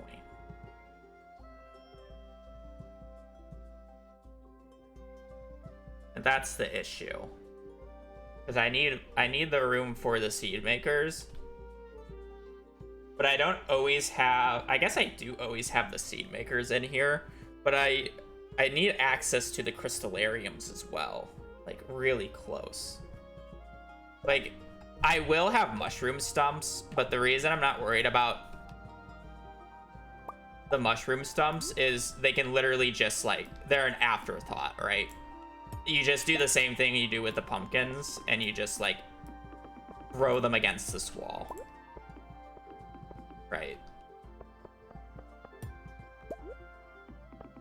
Like, these guys are, like, afterthoughts.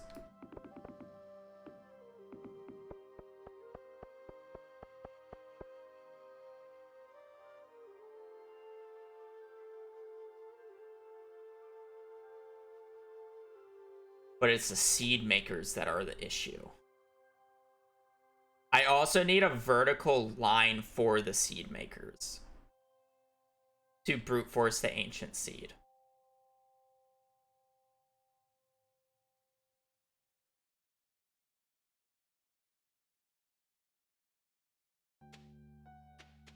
Which realistically would kind of have to go on this side then.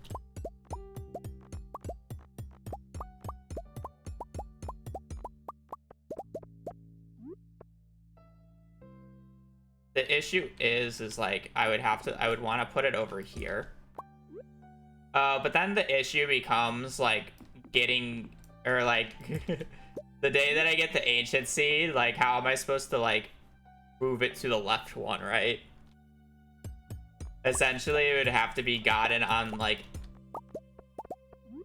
one of these 3 tiles, realistically. And that's the only way that I can move it left.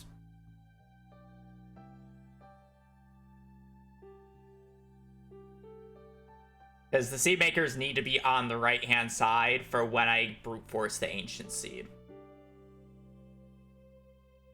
And the issue with them being here is if I get an ancient seed here, then I have to go boom, boom, you know. And then I'm probably going to lose some star fruit slots, or I just do less ancient fruit overall. I guess you don't really need that many to propagate, to be fair. I could probably get away with 3.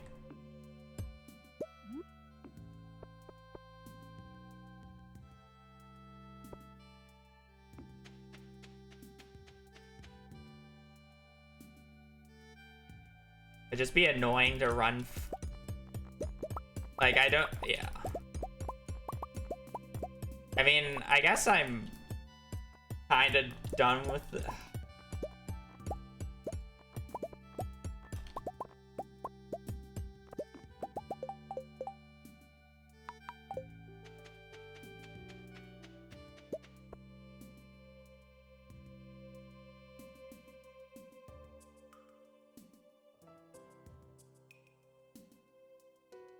I guess there's not much of a difference between having the seed maker set up here and set up here if I'm doing it like this.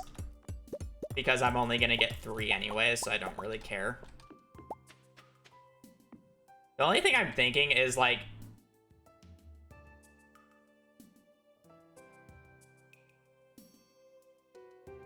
potentially this being slightly better. And the reason this is slightly better is because...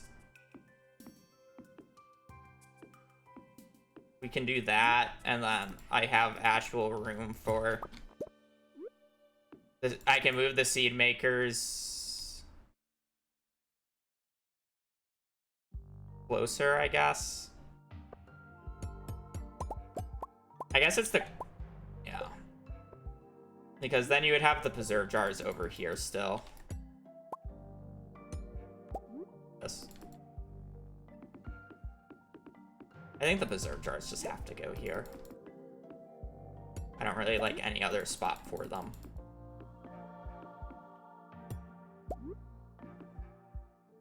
We do 29 preserve jars now, I guess. That's fine. Yeah, like, I don't mind this, because then I can grab 2 instantly if needed. Yeah, I really don't mind this.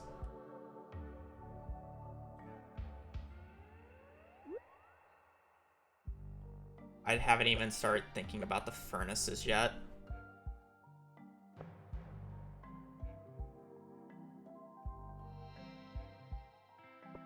Oh, I haven't even started thinking about the fucking furnaces.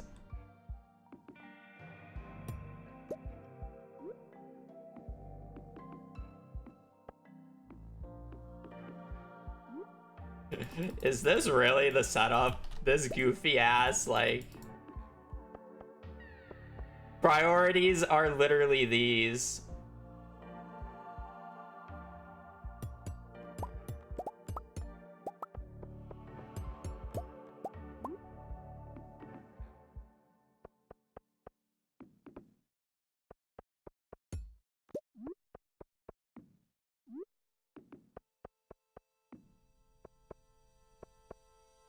I want as many like here as possible.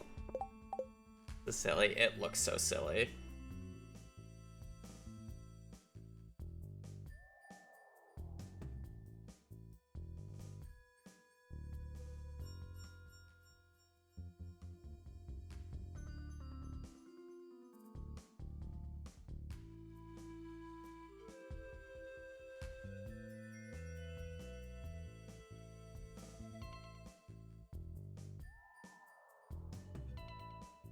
I'm just worried about the ancient seed.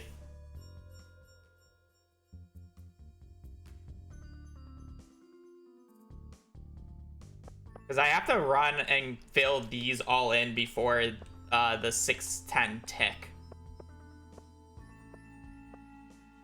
Every single day. I've already done 115-day perfection. There's no aim for that. We're speed running. We don't care how many days it takes.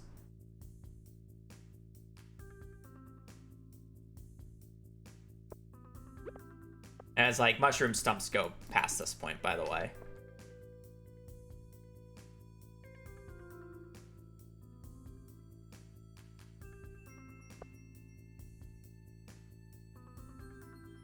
I guess eventually the mushroom stumps would probably replace the furnaces, though.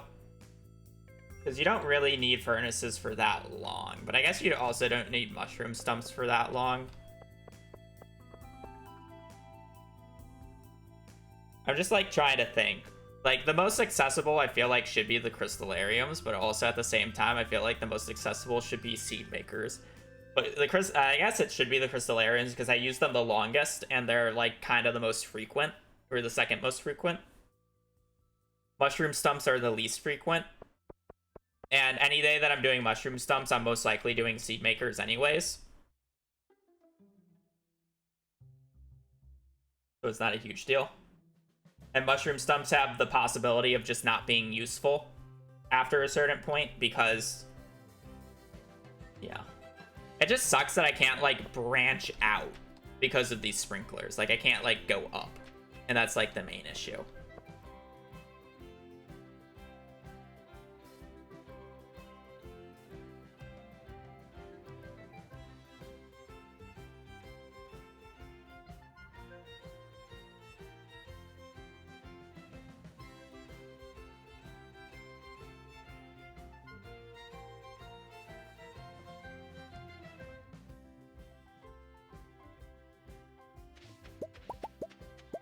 I wonder where I'm moving the...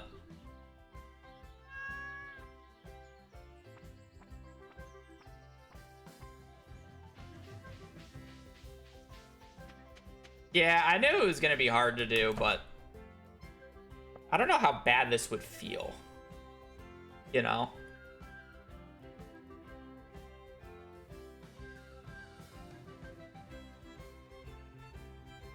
Because I do lose a lot of time with the current setup because I have the bed 1, 2, 3, 4, 5 tiles away from the door. So it's just like one. I guess I am +4 move speed.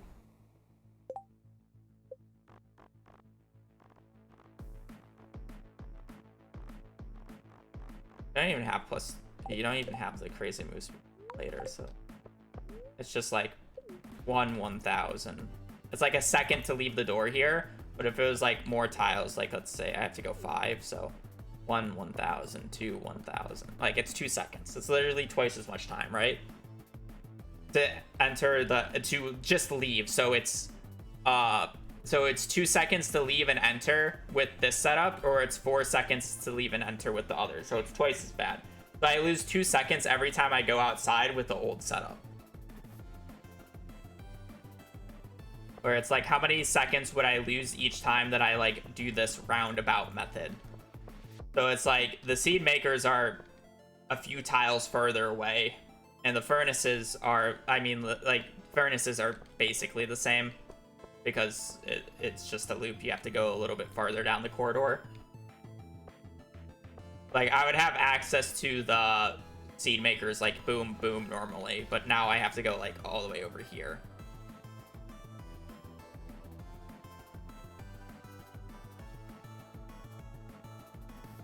But I feel like I go out enough times to save me the trip.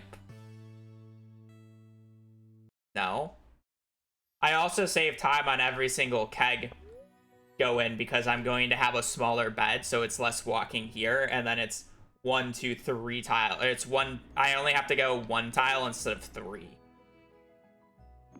each day. And then harvests are also quicker. So even though I technically have to walk farther for this, I'm literally saving time on every single harvest, every single day I go out, and every single jar.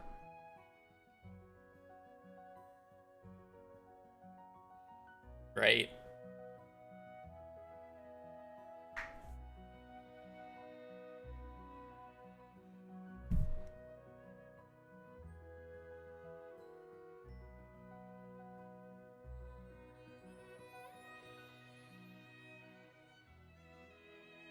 Nice, nice. So it's like, even if the seed makers and the furnaces are farther away, it doesn't matter that much because realistically, I don't use the furnaces for very long. And I don't, like, I use the seed makers, but I also don't use them for very long. And they're also very conveniently placed for when I'm actually propagating the ancient fruit, right? So I can, like, harvest the ancient fruit, put them in, harvest more ancient fruit, put them in, harvest more ancient fruit, put them in.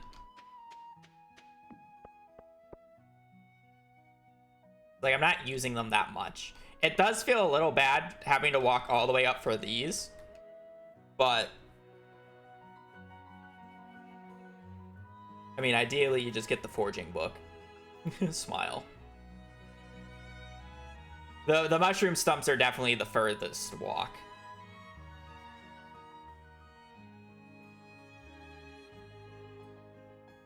But you move them to the island eventually anyways. So it's like, maybe I don't even go that hard on the mushroom stumps until the island. And then you can just fit a bunch of them on the island.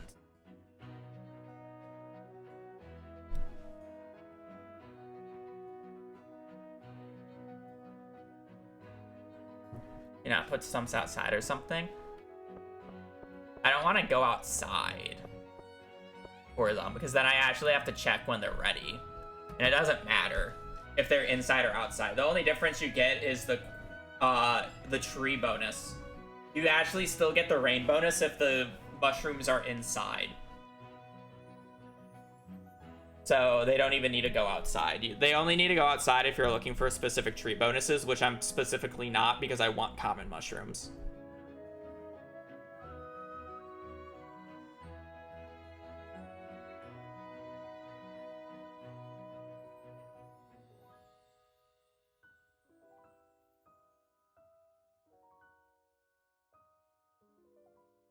I wonder if there's just a better way of doing forging, though.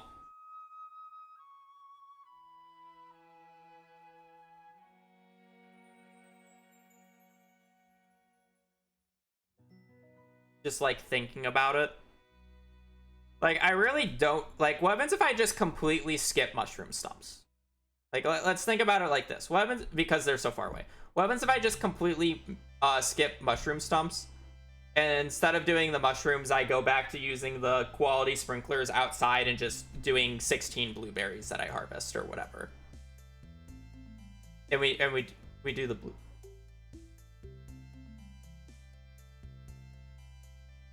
I thought my name was called. And we just do the blueberries. So what are we missing out on if we don't do that? We're missing out on a bunch of forging XP. Would it be faster to instead do an extra Skull Caverns Day during a egg festival in a later year to get the books? So, like, let's put that into perspective. So, in the run that I did, I could also get an extra magic rock candy for that, which significantly helps for monster eradication, by the way. So there is actually an extra bonus. So in my PB, I'm pretty sure I buy 20 books.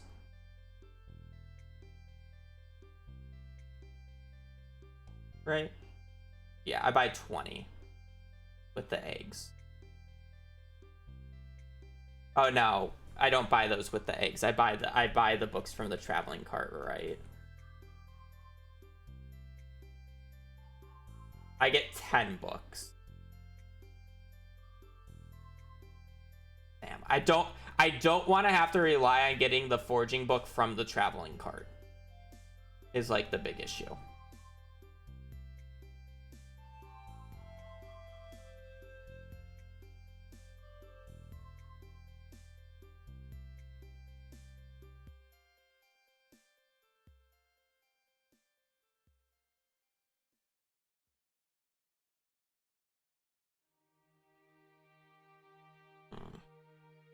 An extra Skull Caverns Day.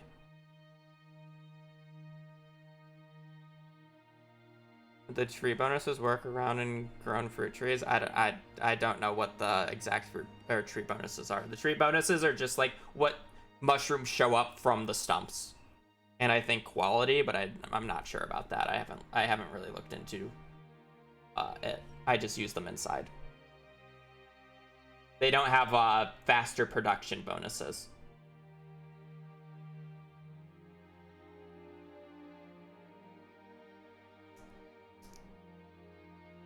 Is there a point of trying to get more calico eggs?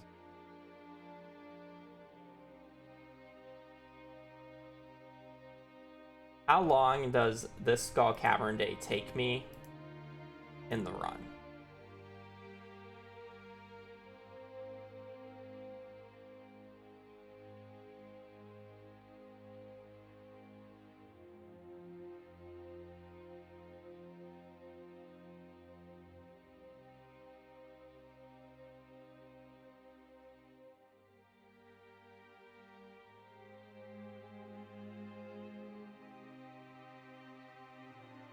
I'm in at 19 or 3 hours and 19 minutes.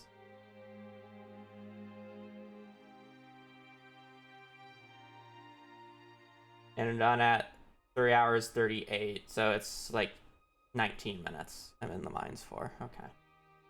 So, oh god, 19 minutes is so bad. Like, I can definitely get more calico eggs if I actually had staircases.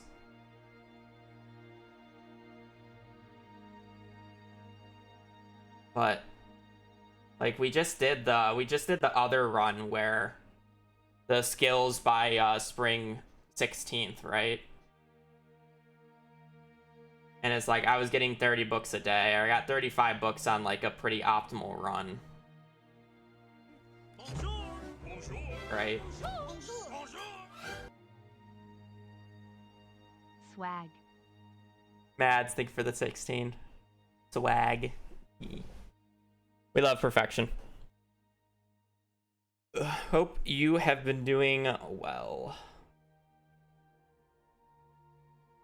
But that's only 30 books, so it's like 10 on the first day, 30 on the second. That's 40.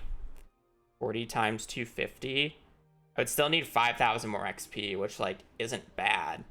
But it's like, if you think about it, if I get... And I'll make the resources back so it's not like awful per se. I guess I got 35, so, but whatever. Let's just do 30. So I would only need like 5,000 more XP.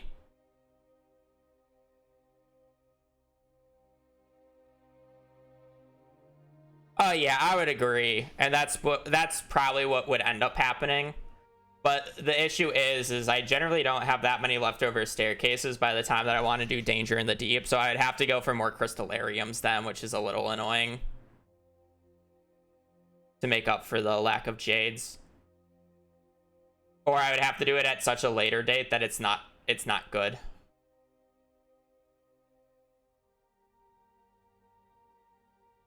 You have to do it at a later date where it's not friendly.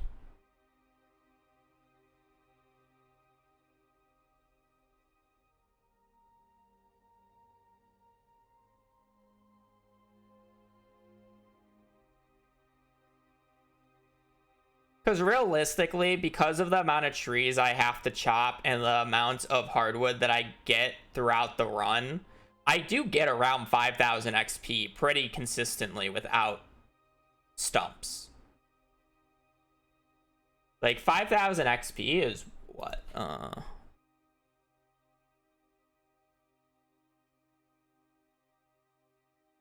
No, never mind. 5,000 XP is forging level 7.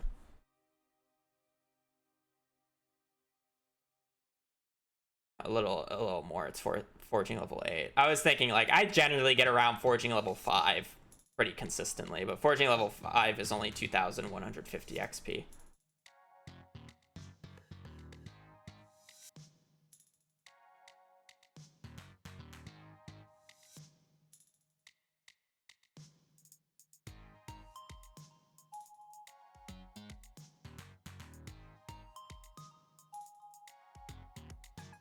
I mean, the answer to all this that literally solves is just brute force the forging book from the traveling card as well, but that's so annoying.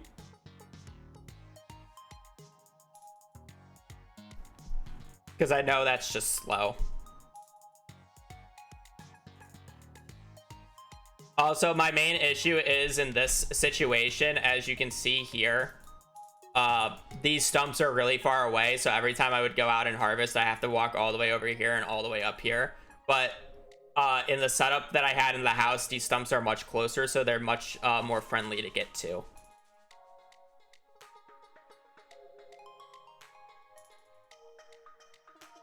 So it's more that I don't want to use stumps in the greenhouse because of how far away they are. I could use them on Ginger Island, no biggie, because they would be right next to my bed. Which is like actual good idea. I'm not gonna buy stone in year 1, that's too expensive.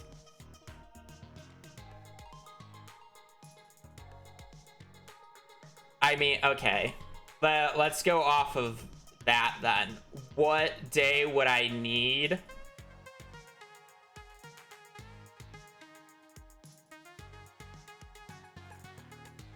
Oh, Hazelmat. What day would I need the book by at the latest?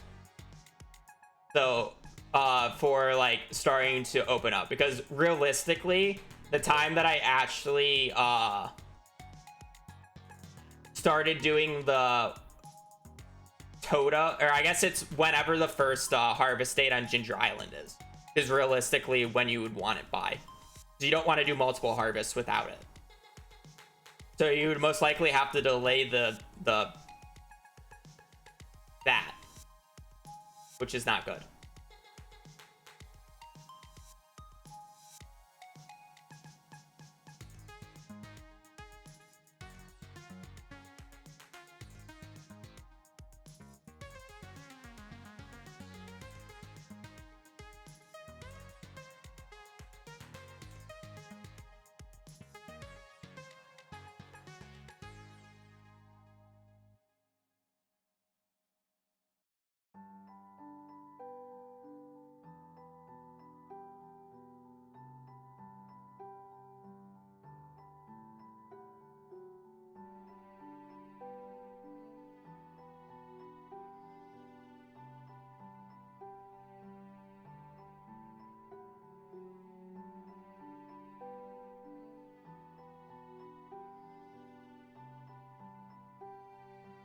Which looks to be spring 22nd, year...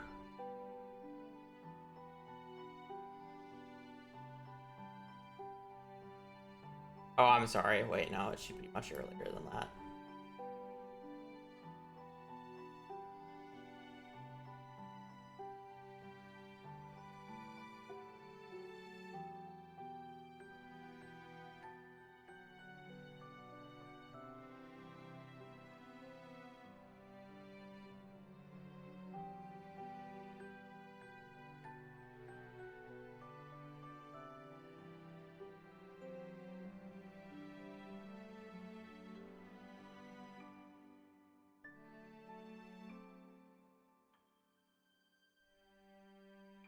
Spring 1st, year 4 would be it. Which is basically, if you look at some of the things, like I'm looking at Where's the year 1s? I'm looking at winter 5th, year 3 for some of the books. So it's like I already have some of the books planned out at that point. I don't really think I can get it in year 4 unless if I want to skip a few harvests of ancient fruit.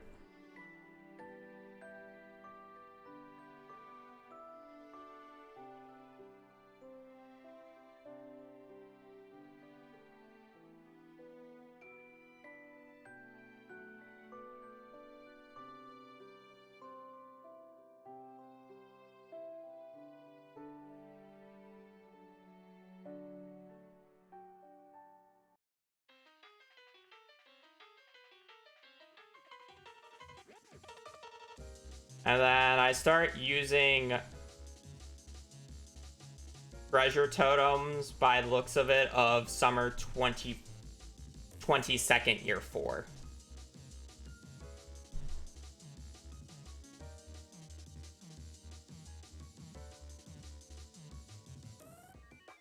So,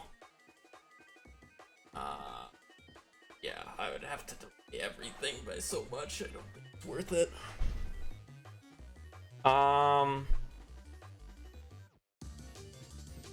It's so hard just because my PB did get forging books from the traveling cart. So it's kind of like one of those situations where it's like I could try something else, but I feel like I'm always just going to lose time to these forging books.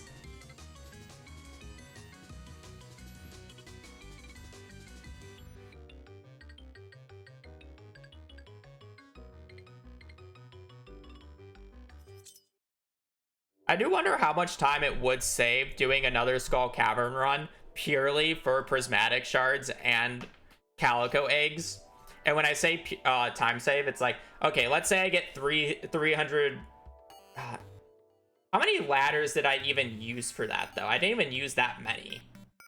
And I still got 3,500 calico eggs. Right? I didn't even use that many. It was like 25 max. So let's say I do a bigger Skull Cavern run at the start of year 4. And we skip 2 harvests. Like, who cares? It's 2 harvests. Well, I guess the issue is that I would struggle for enough forging XP for the or enough mastery XP for the thing.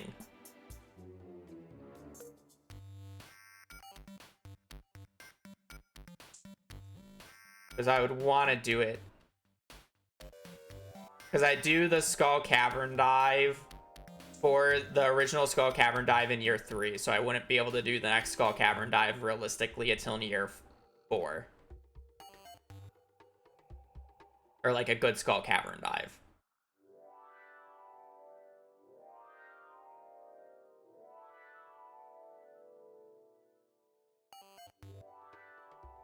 I'd probably want even more Crystallariums than what I'm doing right now as well. Because I would need even more Jades. If I'm only sleeping for a year. With 7. Right, technically it would be 5. So it'd be 112 divided by 2 times 5. So that's 280. We'd probably want like closer to 9. In this case. Or 10, just to make it an even amount. A lot of batteries though.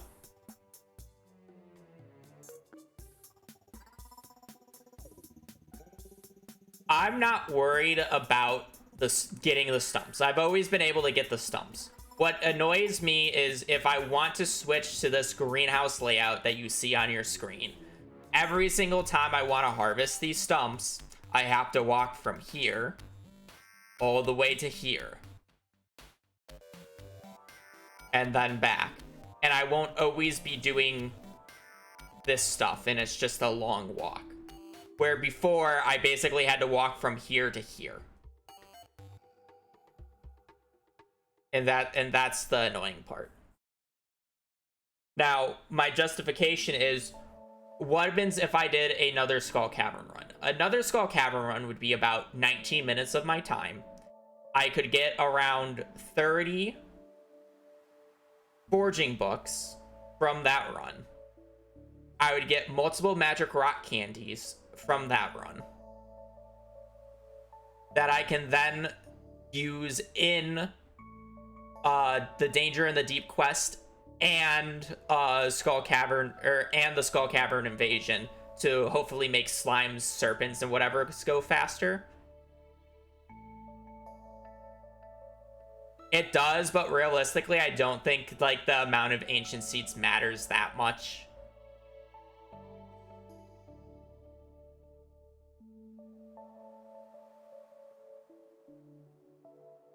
And that's more of the thing.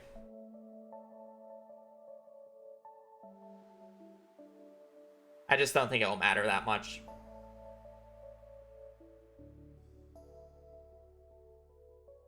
Like, the difference is as soon as I get the ancient seed, I have to start propagating it. And that's just the change.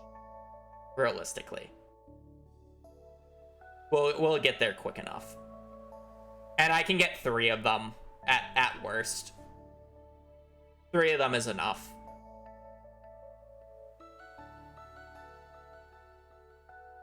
Yeah. Normally in the current route, I get around like 10-ish ancient seeds, and then I start propagating it at like winter. Late fall, winter is when I start propagating it.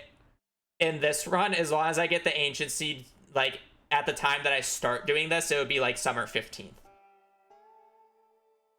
So, like, let's say I get it within a month. Like, I start doing it by like early fall, middle of fall at the latest, generally speaking. Which is fine. So it should be fine. I'm just worried about the forging XP. So if I did another Skull Cavern run, I would be up 30 forging books, which would be a total of 40. So a total of 40 times 250 is 10,000. So that means I would still need to find 5,000 more forging XP throughout the run, which isn't bad because, again, I can place these mushroom stumps on Ginger Island to subsidize it. And the stumps on Ginger Island are just better because they would be closer proximity to the bed, which is just more convenient for me. Again, the reason I don't want to do stumps here is literally because they're so far away.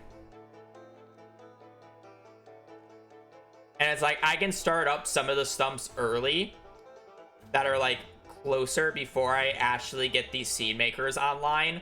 And then to like start getting to start like, yeah. So I can get these seed makers and I can place them in winter, and I don't buy these seed makers until summer. So, and then I don't think I actually even place these furnaces until, wait, let me double check. Like, yeah. I can actually start with some of these like quite early and then just move them later. Because I don't buy seed makers and I don't place these furnaces until after the first Skull Cavern run, which is in year 3, and I don't buy these seed makers until summer of year 2.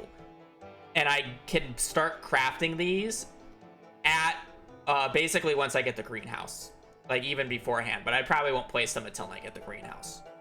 So I can start harvesting these from like winter's 3rd and beyond, and I can have them right here, which is actually convenient for me. So I can start with a few, or I can start gathering a little bit of XP and get a few common mushrooms, so I have a stockpile for when I start brute forcing ancient seeds. And then I don't have to worry about getting the if I get an ancient seed early, fantastic. If I have to wait until blueberries in summer, that's fine because I'll have the stockpile.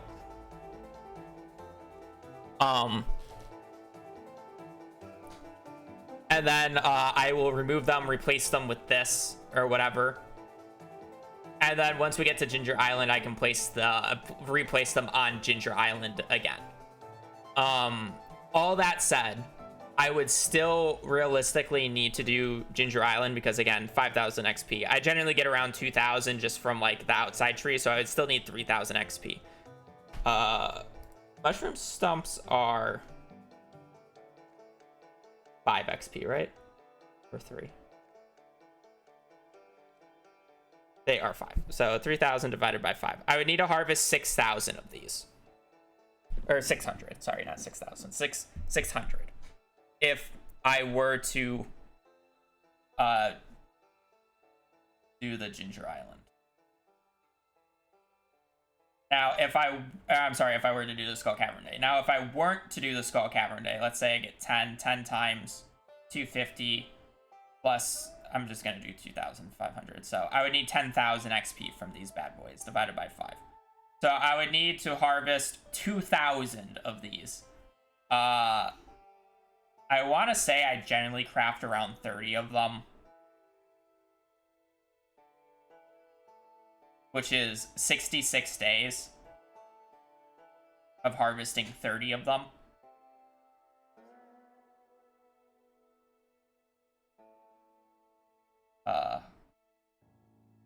Times that by 3. So I would need around 200 days of harvesting 30 of them on average, because it's like 3 rain days for them to come back because of rain. So 200 of 30.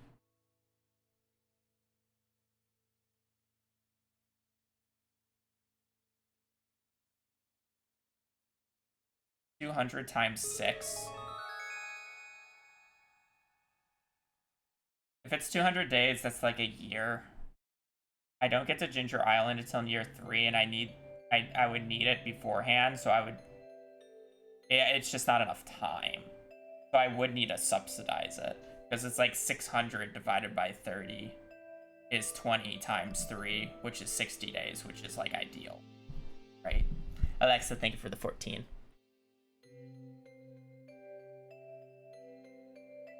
Which would be the ideal amount. Yeah. But that would hinge on me doing 19-minute mines dive, which isn't bad.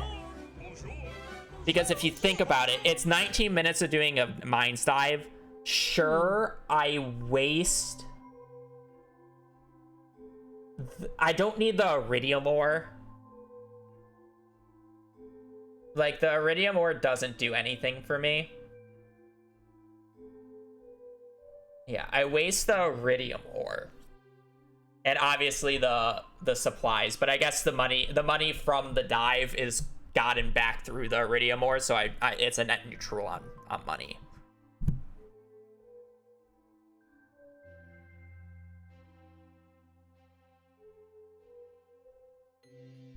No, I can't. Well,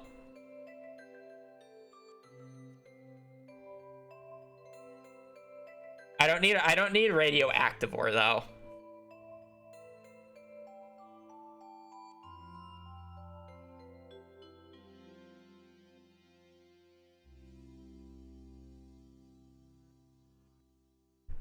I mean, you would do the dive in year 4, so no. Right? No, would you do the dive in year 4?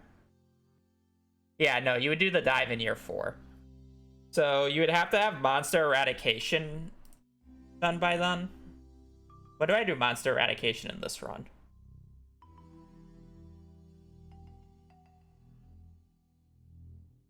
Summer of year 4, it looks like.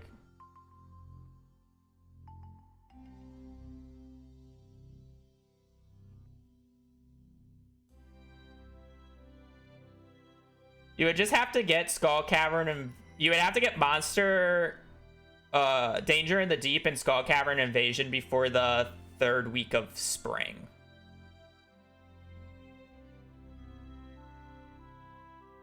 So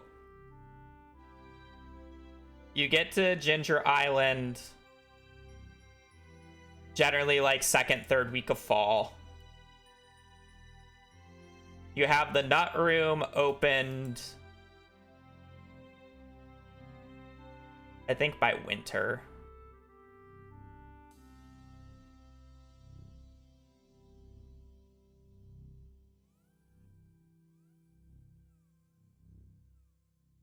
You're waiting for the nuts to open. Winter 24th.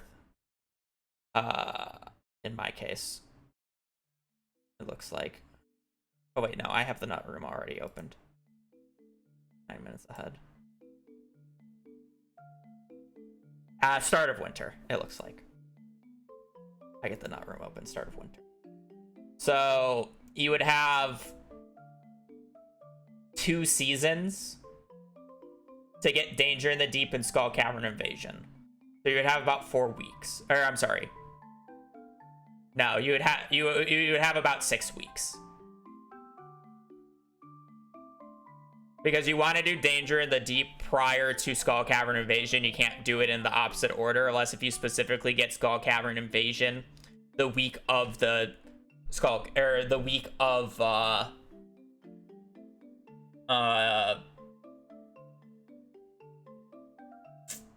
week of the Desert Festival, because you don't want to go to floor 120 until Danger in the Deep is done. So monsters are less strong.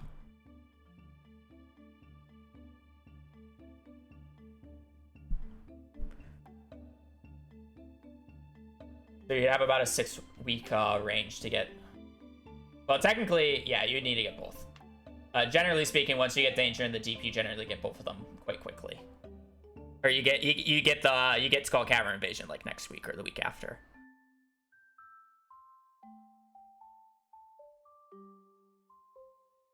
I mean, it's just one more thing to add to the RNG list, I guess.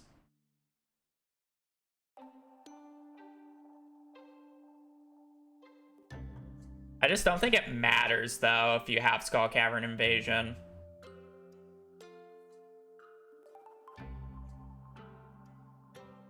You're just going to be laddering a shit ton of floors anyways.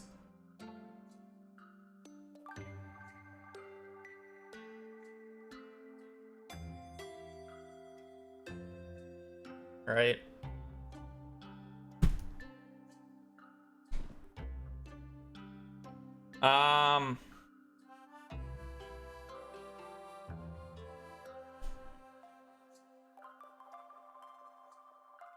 Okay, so this all goes back to, let's say we do the Skull Cavern Invasion run.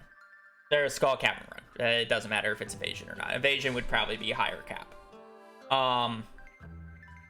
We do the run. We get, if I'm using, like, I'm going to probably use 150, 200 ladders.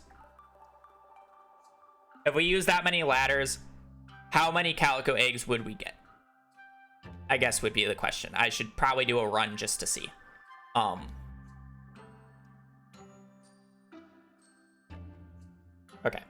So let's say, yeah. Because I'll probably go for 10 Crystallariums then instead of our 7. 7 of those will have Jades in them. Or, I'm sorry, 8 of those will have Jades in them. At the start. Eventually 9. But 8 times, so we'd get that by the whatever week of spring, and then it's just a full year. So 112 divided by 2 for production is 56. That's just minus like 4 for losses, so 52 times 8 is 416 ladders. We'll need some for Danger in the Deep and the Skull Cavern Invasion, which is like 100 each. So we'd have around 200 ladders. Okay. So 200 ladders. Give or take. To do that day.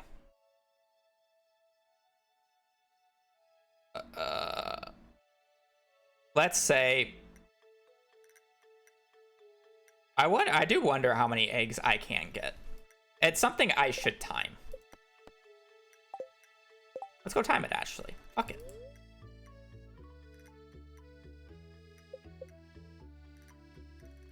We're in CJB cheats for a reason, are we not?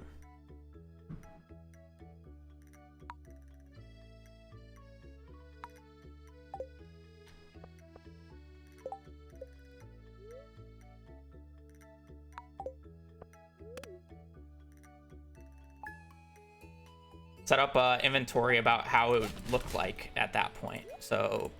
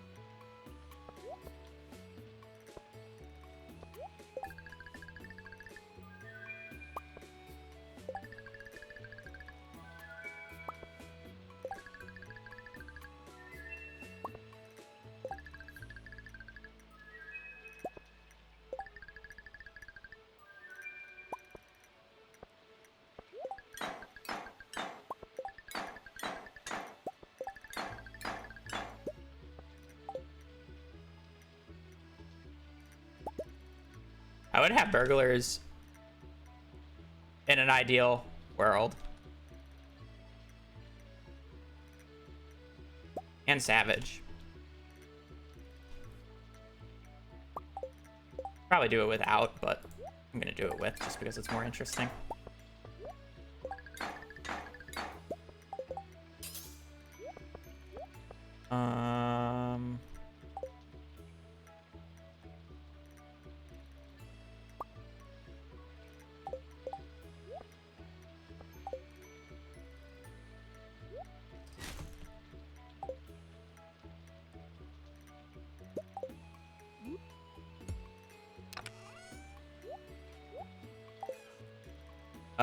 What else would I have?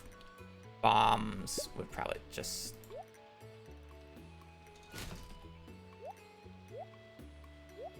Would I do another 200? I don't think I'll go through more than 200. We probably won't use slingshot. At this point, I definitely won't have pineapples up. Salads, triple, spicy. I'd also technically have one magic rock candy, and it's actually justified using here. Because I'll get another magic rock candy from Gil, and then I'll probably get a few extra prismatic shards to actually be able to trade for another magic rock candy later. So, would use that.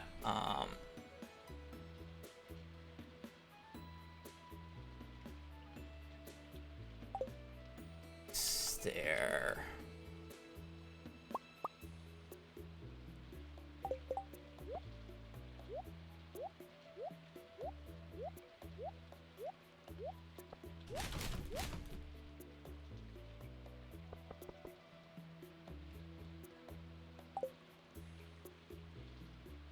I'm just gonna organize my inventory like I would have it.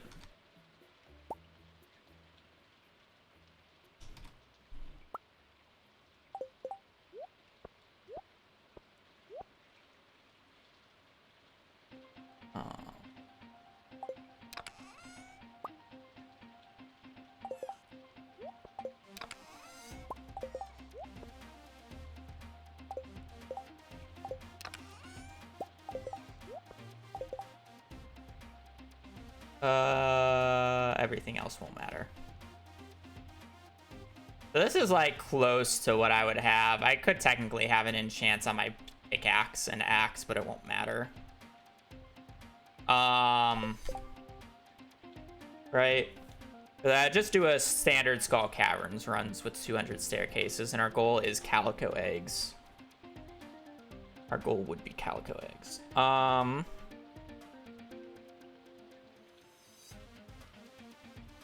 Probably get a timer for this.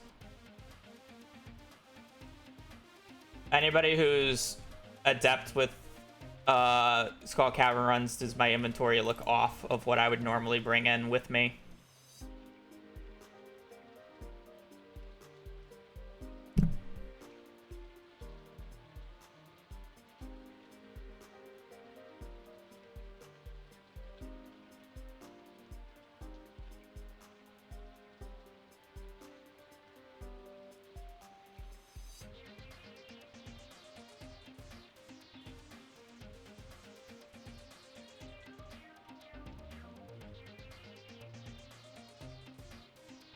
No, I won't bother with explosive ammo. I'm not guaranteed to have the combat book by the time that I do this run. Actually, I guess I should be guaranteed to have the combat book by the time I do this run. Inventory purposes. This is where the items would be in the perfection run, and I don't really have I don't want to empty it just to put it back in. Because I realistically am only looking for calico eggs during this dive and nothing else. Calico eggs and prismatic shards. So it's like, if the rest of the inventory gets filled up with junk, like, who cares? Oh, I guess I'm missing boots. We'll do mermaid's boots just for fun. Even though it shouldn't matter. I do not know where my live split is.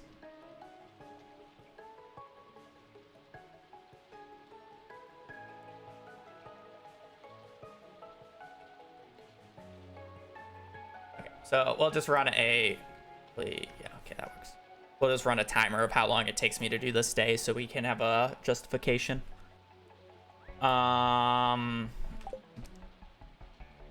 Desert warps. I think that looks fine though.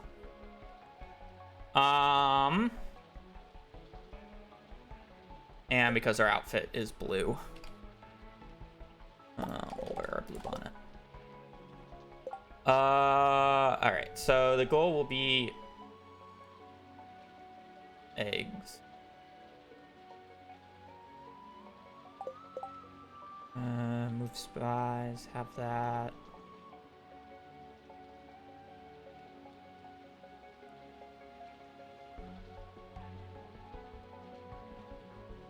I don't think I have anything else I would need.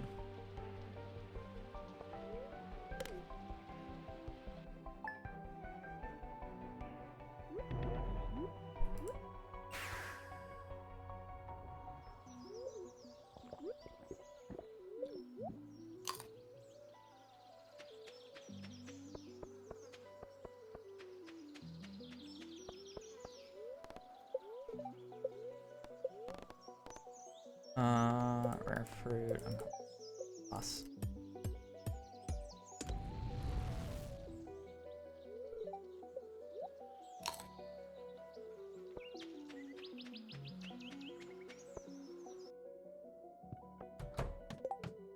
Ah, shit.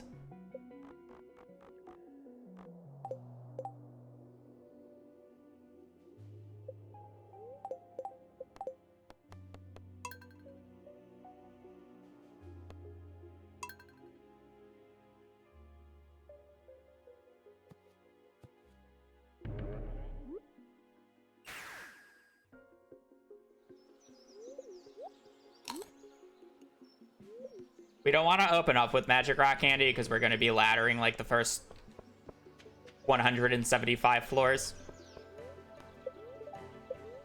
And then we'll play the rest of the day with 25 staircases. I love how the hair comes out of the back of the blue bonnet.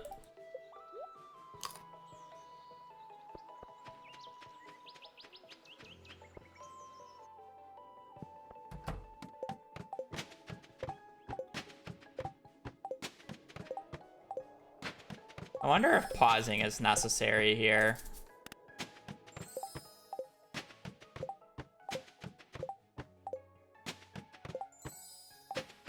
I just don't even think I'd bother with that.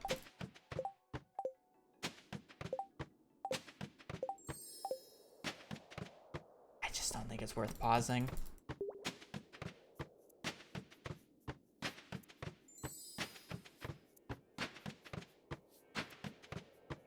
Maybe it is.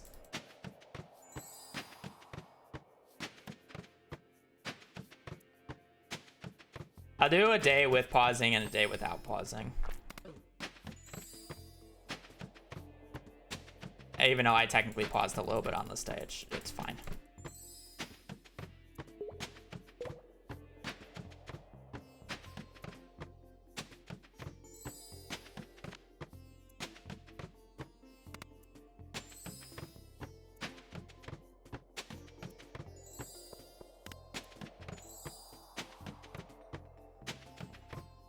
I do think it's worth going out of my way slightly for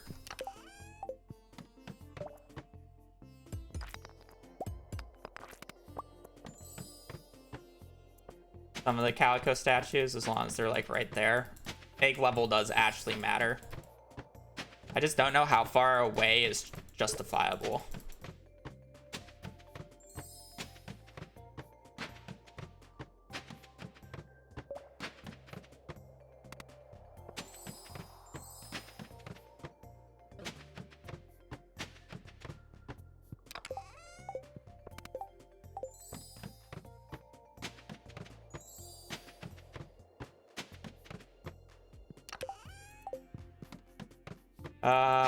I don't actually think these chest floors are worth it. I should stop getting them.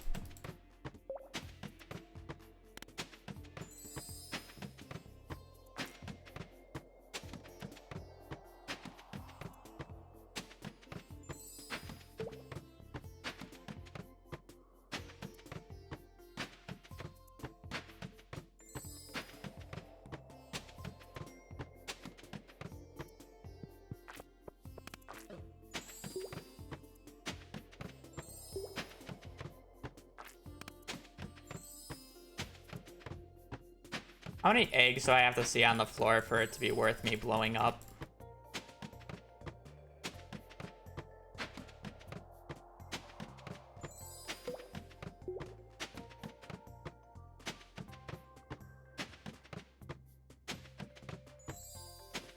Yeah, but it also makes the day take slightly longer. And it's actually more about Calico eggs per second rather than the total amount on the day. Because if it's like a marginal increase, it doesn't really matter. You know, obviously it's going to be really hard to like see the average off of like a single run or two, but there's only so many times I actually want to sit here and ladder 200 floors.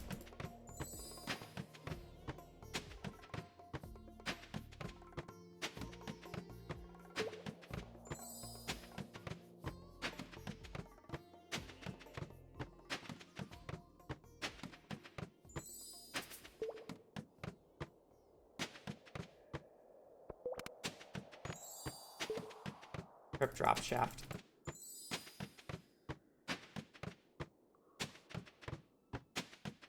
Yeah, it's a weird argument in this case.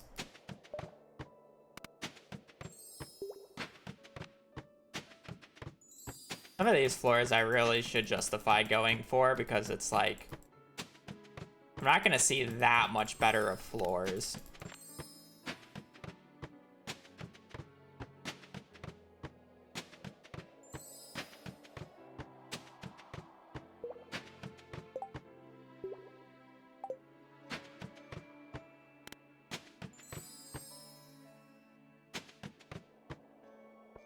You know.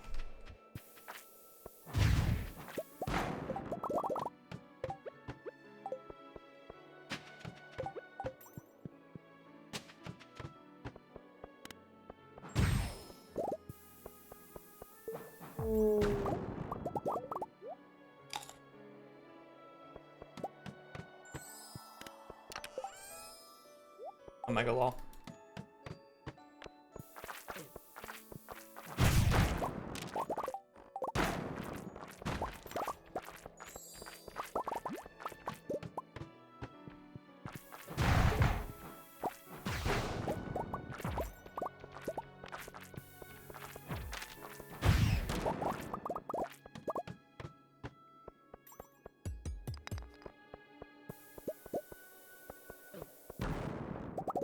Yeah, I should definitely think about going out of my way for on some of the earlier floors if I get a good spawn, because it's like you're not always going to get good drops.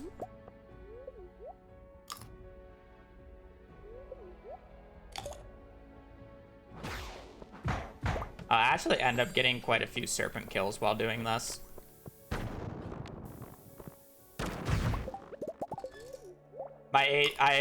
This run is harder than it actually needs to be, by the way, because I did not level up my combat. So I have significantly less HP than normal.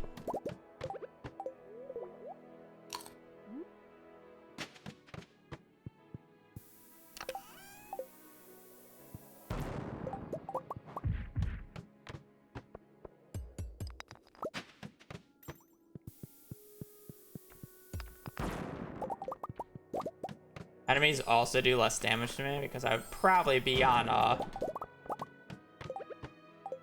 would probably have gotten to floor 120 by now.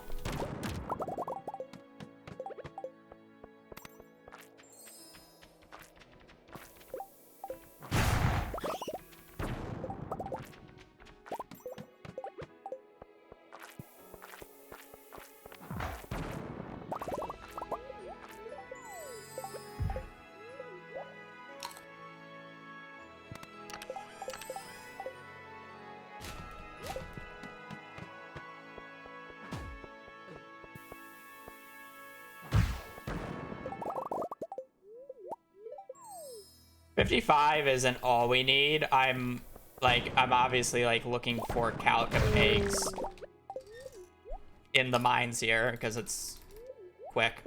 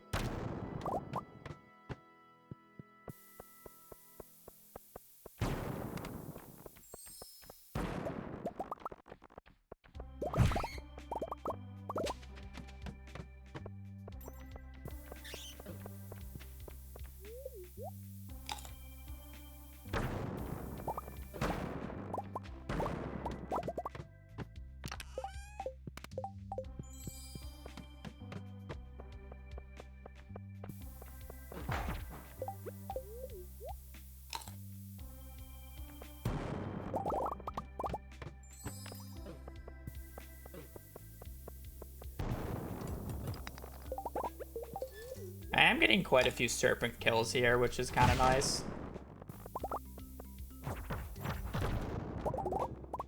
So it's like, it does double up as like serpent killing time. And it's not like they're a complete waste to kill, because I'll need it for monster eradication goals and they still actually drop good stuff.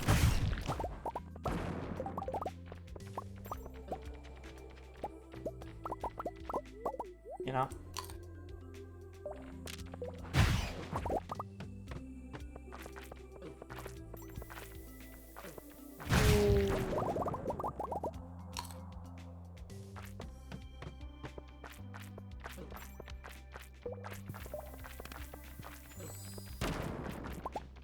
Did I get like more monsters twice?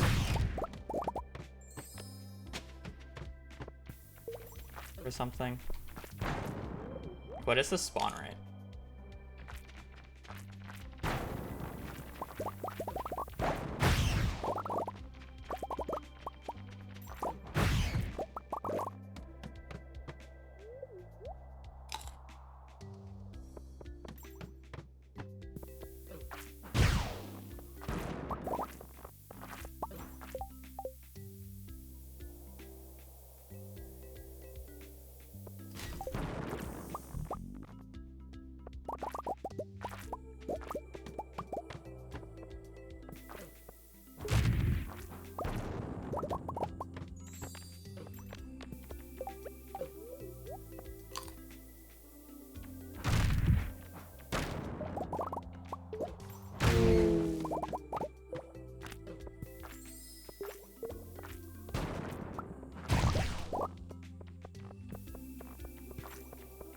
How many eggs could I get when I'm just killing enemies in skull caverns, you know?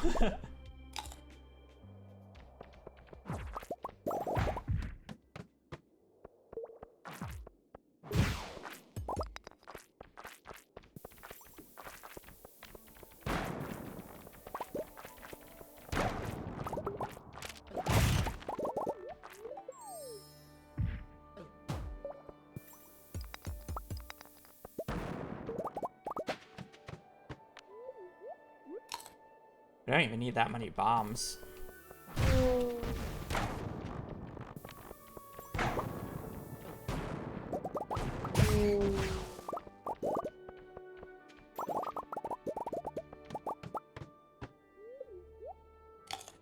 Okay, this day is taking longer than I thought it would.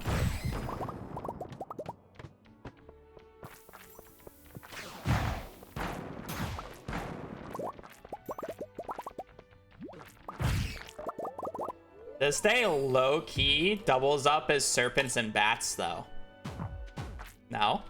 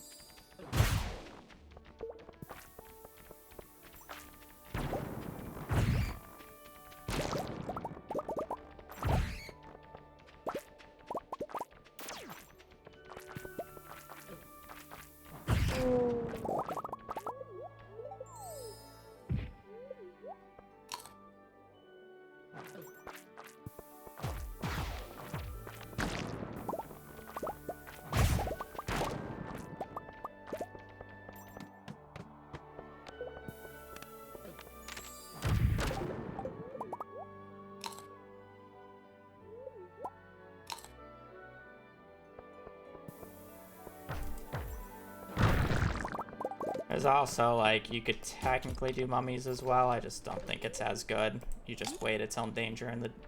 Or it's called Cavern Invasion.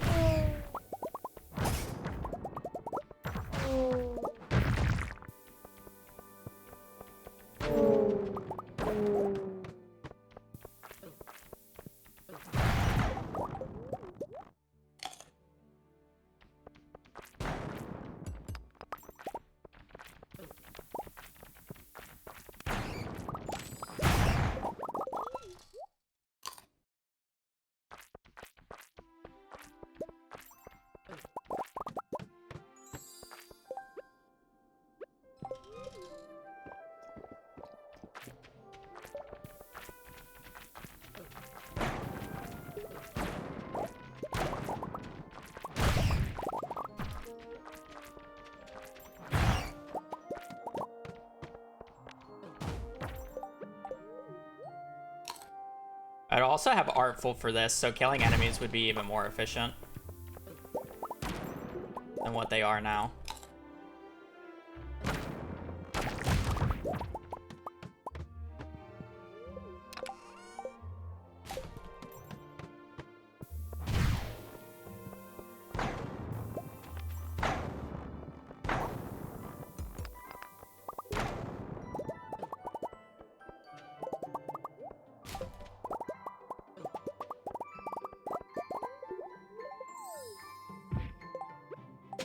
A lot of enemies.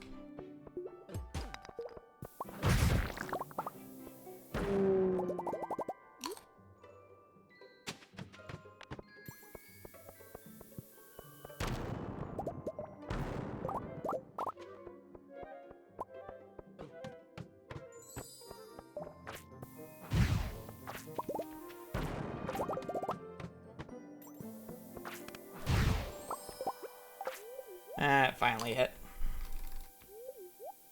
Look at the game long enough.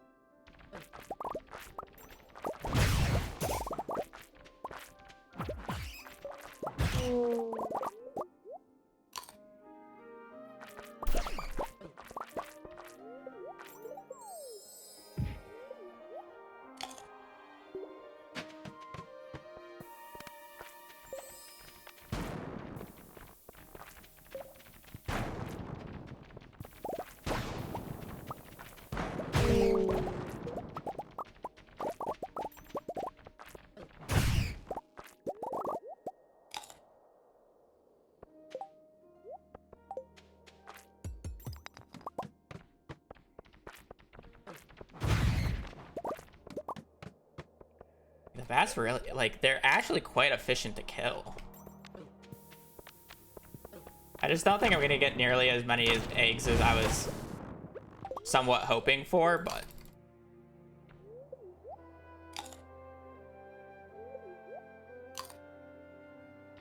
also it's taking longer than I thought it would. I guess it's only 6.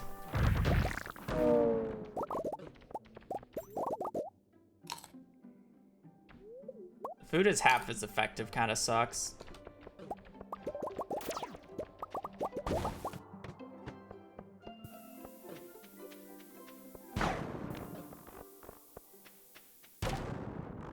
And I'm sure if I wanted to bypass it with the amount of bats I'm killing, I could probably just get away with only using life elixirs. It doesn't actually count as a food, by the way, so they give full restore no matter what. I'd also have more HP, so they would be even more efficient than...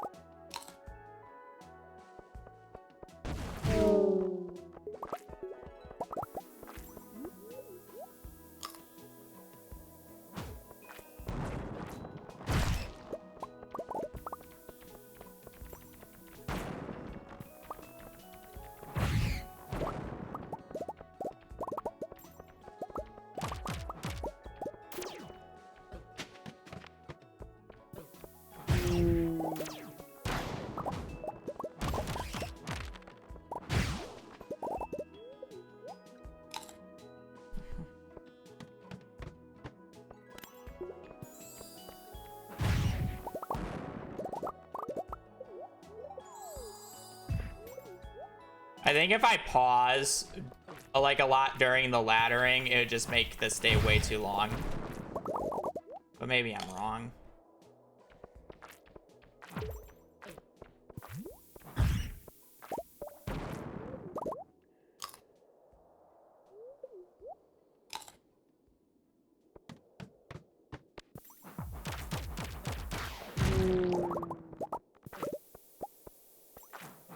Maybe it's better that the day is longer because I'm justifying it by also killing serpents and bats. You know?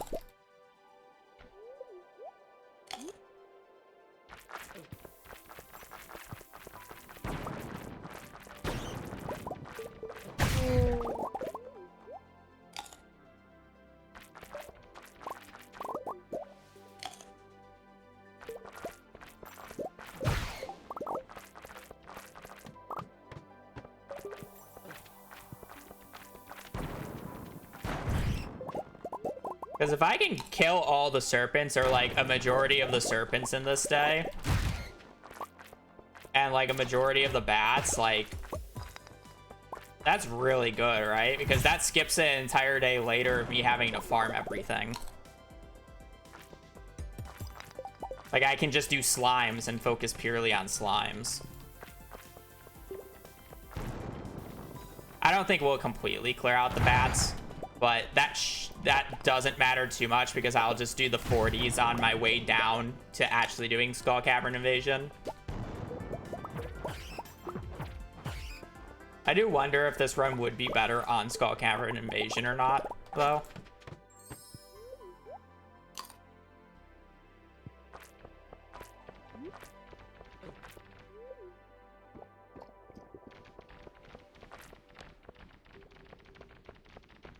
Because we would get more enemies, but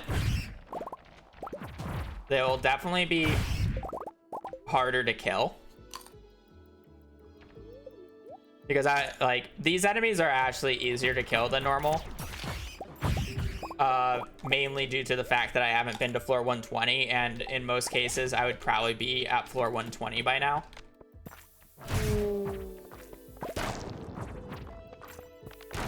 So it's a little disingenuous, but at the same time, I would also have Arc Pull and more HP. So I'm eating more than what I have to, so I'm losing time to that. As well as, yeah, I don't have Artful. So it's like a mismatch, I guess.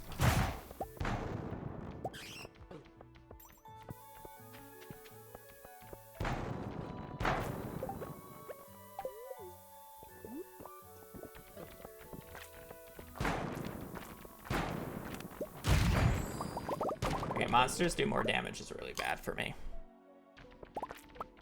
I don't care about money though, because all this Iridium ore is just waste to me. Like, I just sell the Iridium ore.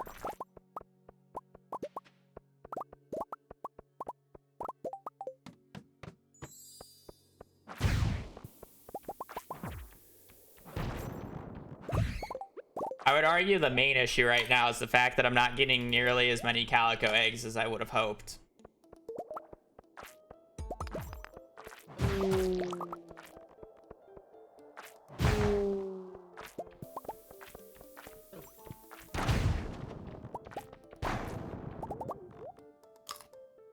Because I'm at 2,000 right now, so that's 20 books.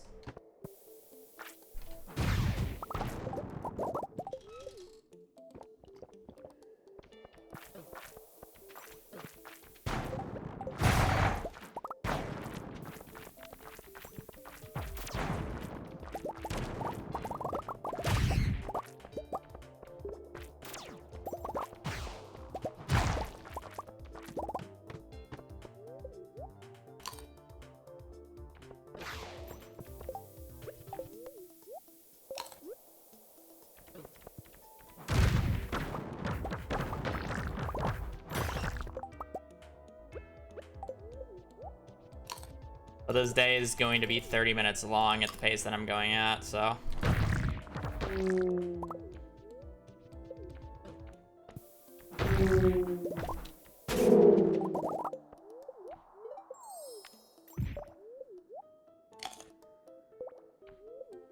$30 for this.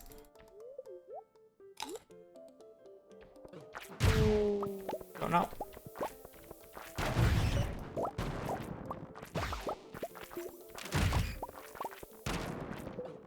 Oh, there goes my HP because I have no HP. 323. I mean, we can just approximate. It would have been another like 5 minutes before the end of the run, so let's say it takes 30 minutes to go. Or 30 more minutes to do. I probably would have gotten... Or 5 minutes to do, so 30 minutes in total. I probably would have gotten 500 more eggs.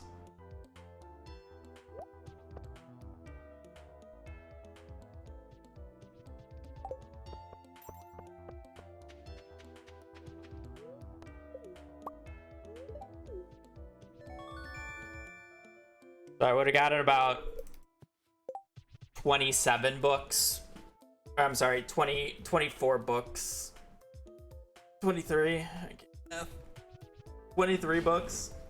So for the 30 minutes of my time,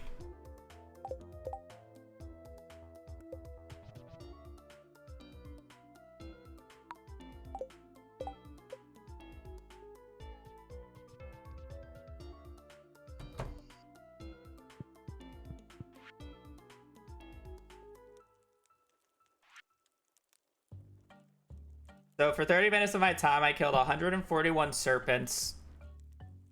I killed 100 bats. Or 120 bats.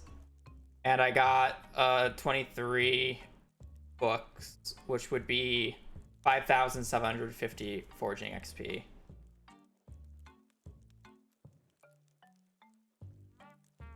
So I would still be missing around 4,000 forging XP.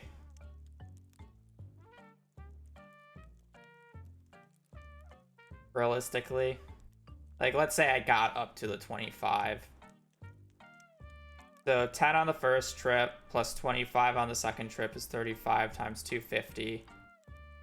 Plus, like, the 2,500 we could just get forging along the way, minus 15,000. So we would still need 3,750 XP, which is 750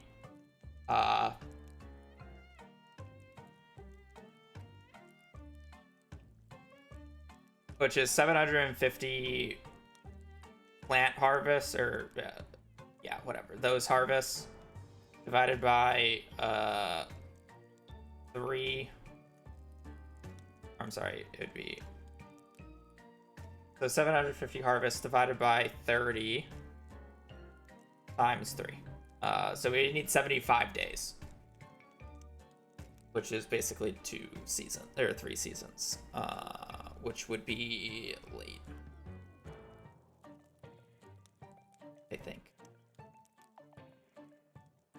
because we would be on Ginger Island, right? Routing. Not gonna explain it.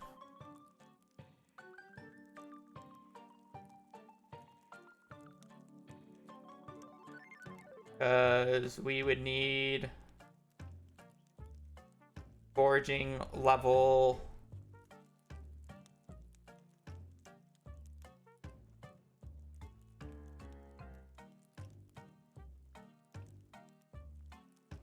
I mean, you just need foraging level 10 by this exact date. Right.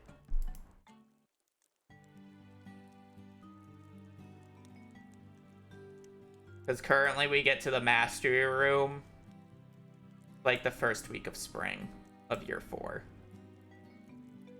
So I'm already delaying mastery by, oh, actually, hell, I think I get it on the 24th of winter.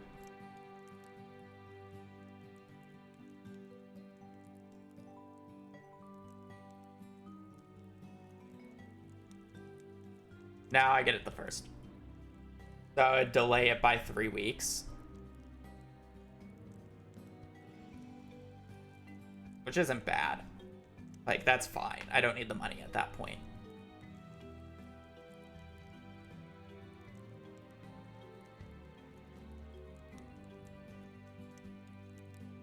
Well, I guess it is kind of bad.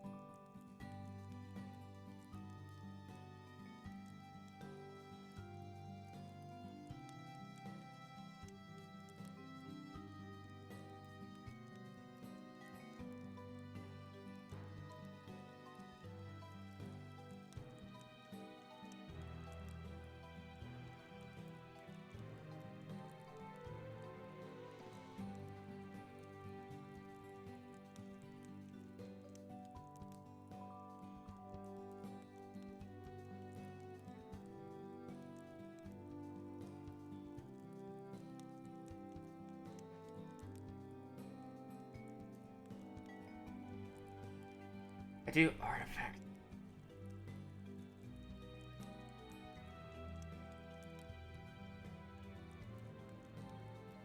I don't have a goal time. I just want the route to improve. How long does it take me to do serpent cleanup at the end, I guess, is the question. Because I probably kill around 100 serpents on the Mines Day, on the normal Mines Day. I enter at 9:30, essentially.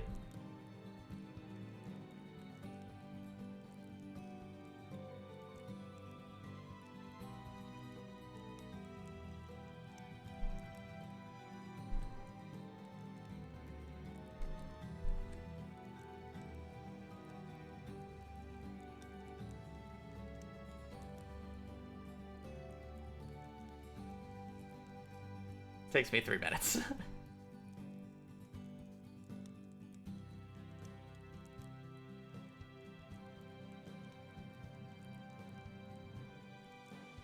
It takes me 3 minutes, but it'll definitely save me time when I'm doing slimes because I won't have to go out of my way to kill the royal serpents. So it's not nearly as bad of a time investment as you would think.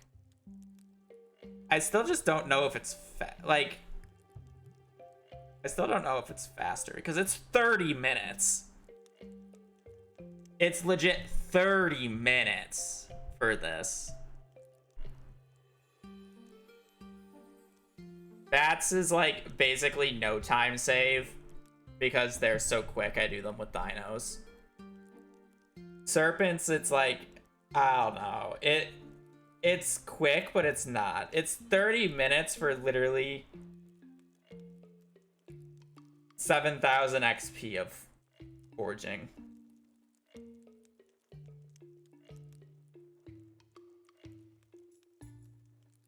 Right.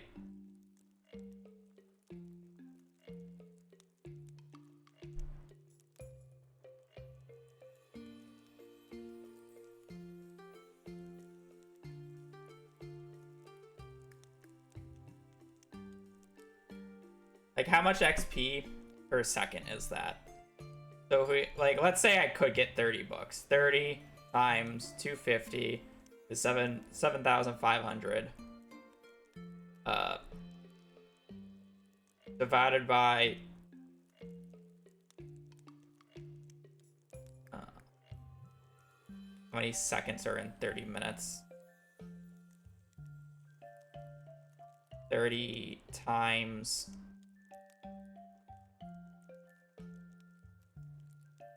60. Yeah.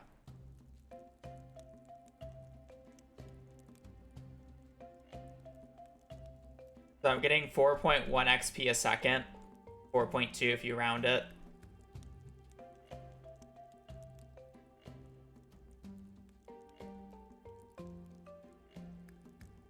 .2 XP a second.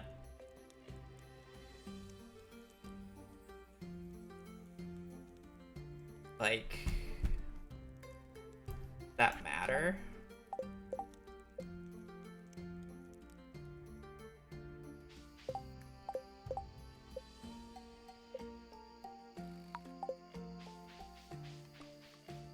Because a single one of these stumps, which I'm already gonna need to get 30 of even with this strat,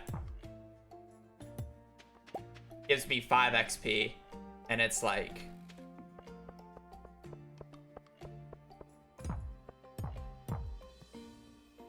alright. Oh, okay. Let me reset the day.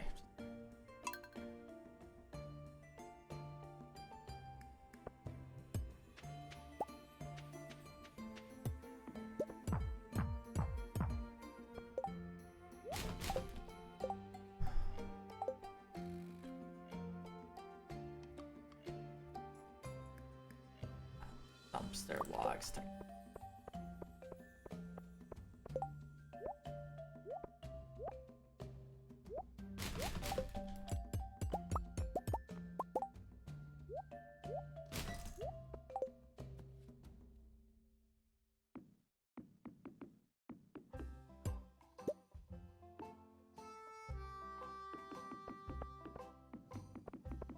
Not even 30 of them can fit here.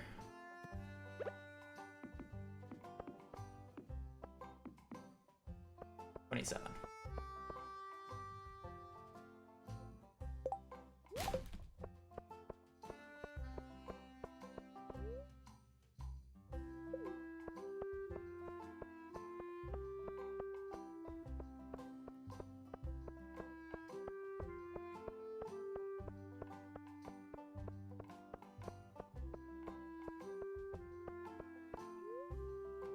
$15 seconds round trip. 27 times 5 divided by 15. That is 9 XP a second for what I just did. That is double, more than double the amount of XP per second just by doing that round trip over doing the Skull Cavern run for getting 30 books, which by the way was 700 more Calico eggs than I got in that run. Sure, it takes time to set this up, but it also takes time to set up the Skull Caverns. And also, I'm not technically wasting every single trip up here at this time frame, because I will still be putting stuff in here and in here while I harvest this. While at the same time, I'm not going to be at Ginger Island this entire time. I'm not going to be in the greenhouse the entire time. I'm going to move it to Ginger Island, which will be even faster. So I think the extra Skull Cavern dive is a dud. And I just have to suck it up and deal with placing stumps here in the greenhouse. As much as I don't want to.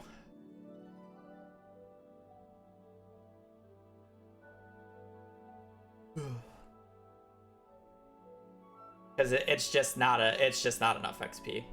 Like, it technically helps that I'm killing serpents and getting an extra magic rock candy for Vine State, or for the slime murdering, but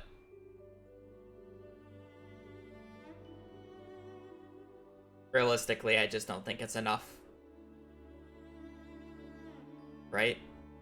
Yeah. It's literally more than double. And you'll have more than enough time.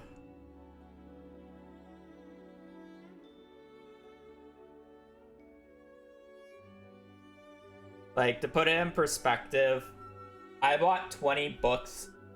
I bought 20 books from the traveling cart in my PB. So 20 times 250 is 5,000 XP. Divided by 27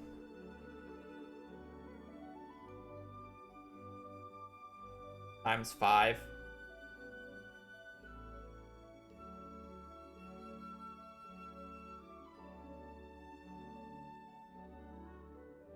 What? 250 times 20 is 5,000 XP. Divided by 5, so that's 1,000 individual harvests. Divide that by 27 is 37. So it would take me 37 harvests of these. I guess I can do it XP per second. I want to do it that way. So 5,000 divided by 9. It would take me 555 seconds divided by 60. Or just over 9 minutes of my time to get 5,000 XP. So if I have the greenhouse set up like this, I would lose about 9 minutes to my PB for not getting books from the traveling cart by doing this.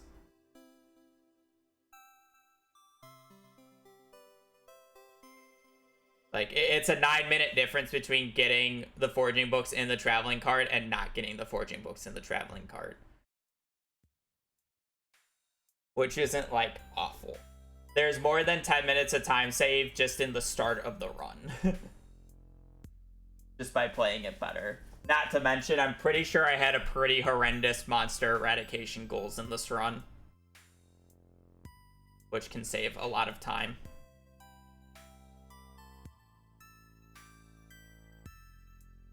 I should probably look at artifacts, but I don't really want to look at it now. My brain's kind of fried. We're already thinking. Artifacts should be the next thing. I really just need to, like, VOD review the entire thing and then think of the changes and then basically just do, like, practice walkthroughs of segments of the run and see how they should change.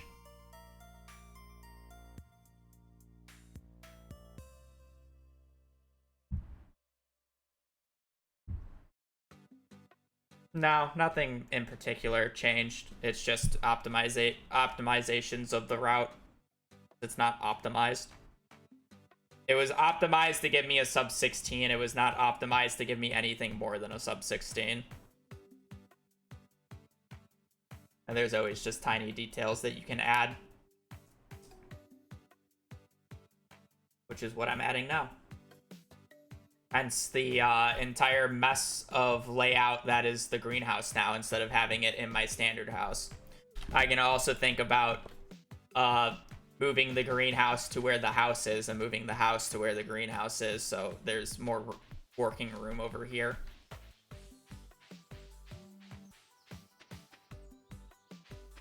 You know, minor stuff like that. But that will come at a later date, because I attempted to cook for the Skull Caverns, but stumps are just too funny, man. How many, out of curiosity, how many vlogs would it take to just match the Skull Cavern pace? So if it was a 4.2 XP per second, I mean, I guess the round trip would change, but let's say it always just took me 15 seconds.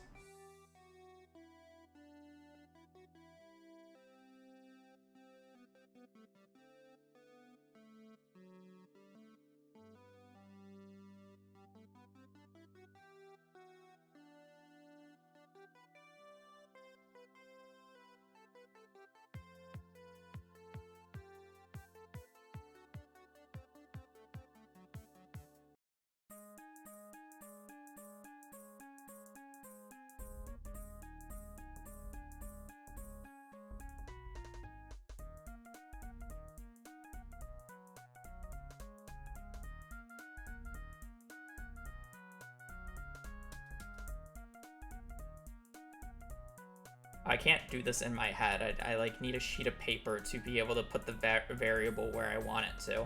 Trying to like just stare at my phone and do it in my head, but it's not.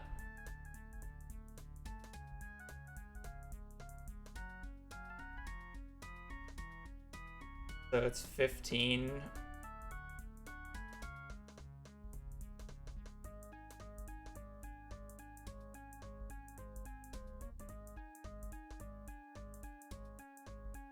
The variable is 135.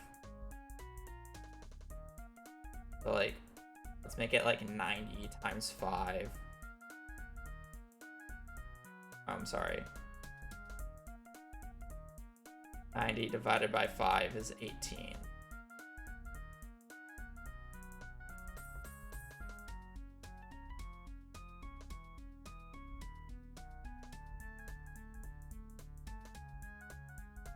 Oh, it is very interesting. Thank you. It's because I closed Stardew Valley. Crazy. Crazy concept. I'm not doing any more today. I'm just trying to figure out a math problem in my head, and it's not going well. Crazy. Only the smartest intellects on YouTube.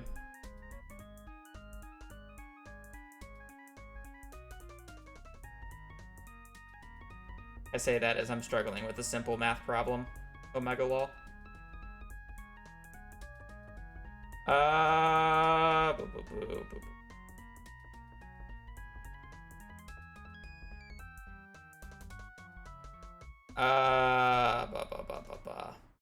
Why can I not do this?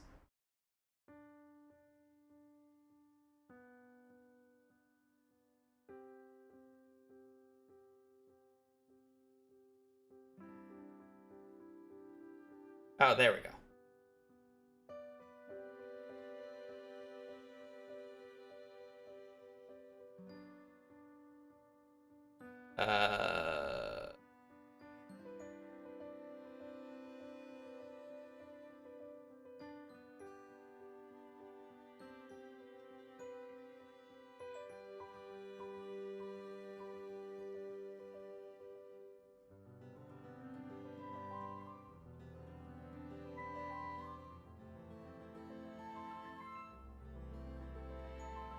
You would need 13. If you have 13 stumps, you're making more XP per second than going into Skull Caverns and getting 30 books, which is kind of stupid. Not enough books. Whatever. I'll probably do a walkthrough of early game tomorrow, but I'm not going to do that today. I'm already 3.5 hours into stream. I can't be bothered to attempt to start a 4-hour adventure right now. So yeah, I'm gonna peace. I'll be on tomorrow. We'll be doing a walkthrough of the early game at the very least. Probably just a walkthrough of the entire run throughout the next few days, however long it takes me. But yeah, other than that, I'm gonna peace. I appreciate you guys watching. Appreciate you guys joining the stream. Yeah, today was kind of a bit of a mess, but that's just how perfection's going to be for a hot minute. It's going to take me quite a bit to get into the swing. It is a 16-hour long run that I have to remember how to run. So it will take me a hot minute to actually remember. But yeah, that's it. Appreciate you guys watching. Appreciate you guys joining the stream. I do hope you guys have a great rest of your evening, rest of your day. Stay safe out there and just take care. Later. Peace.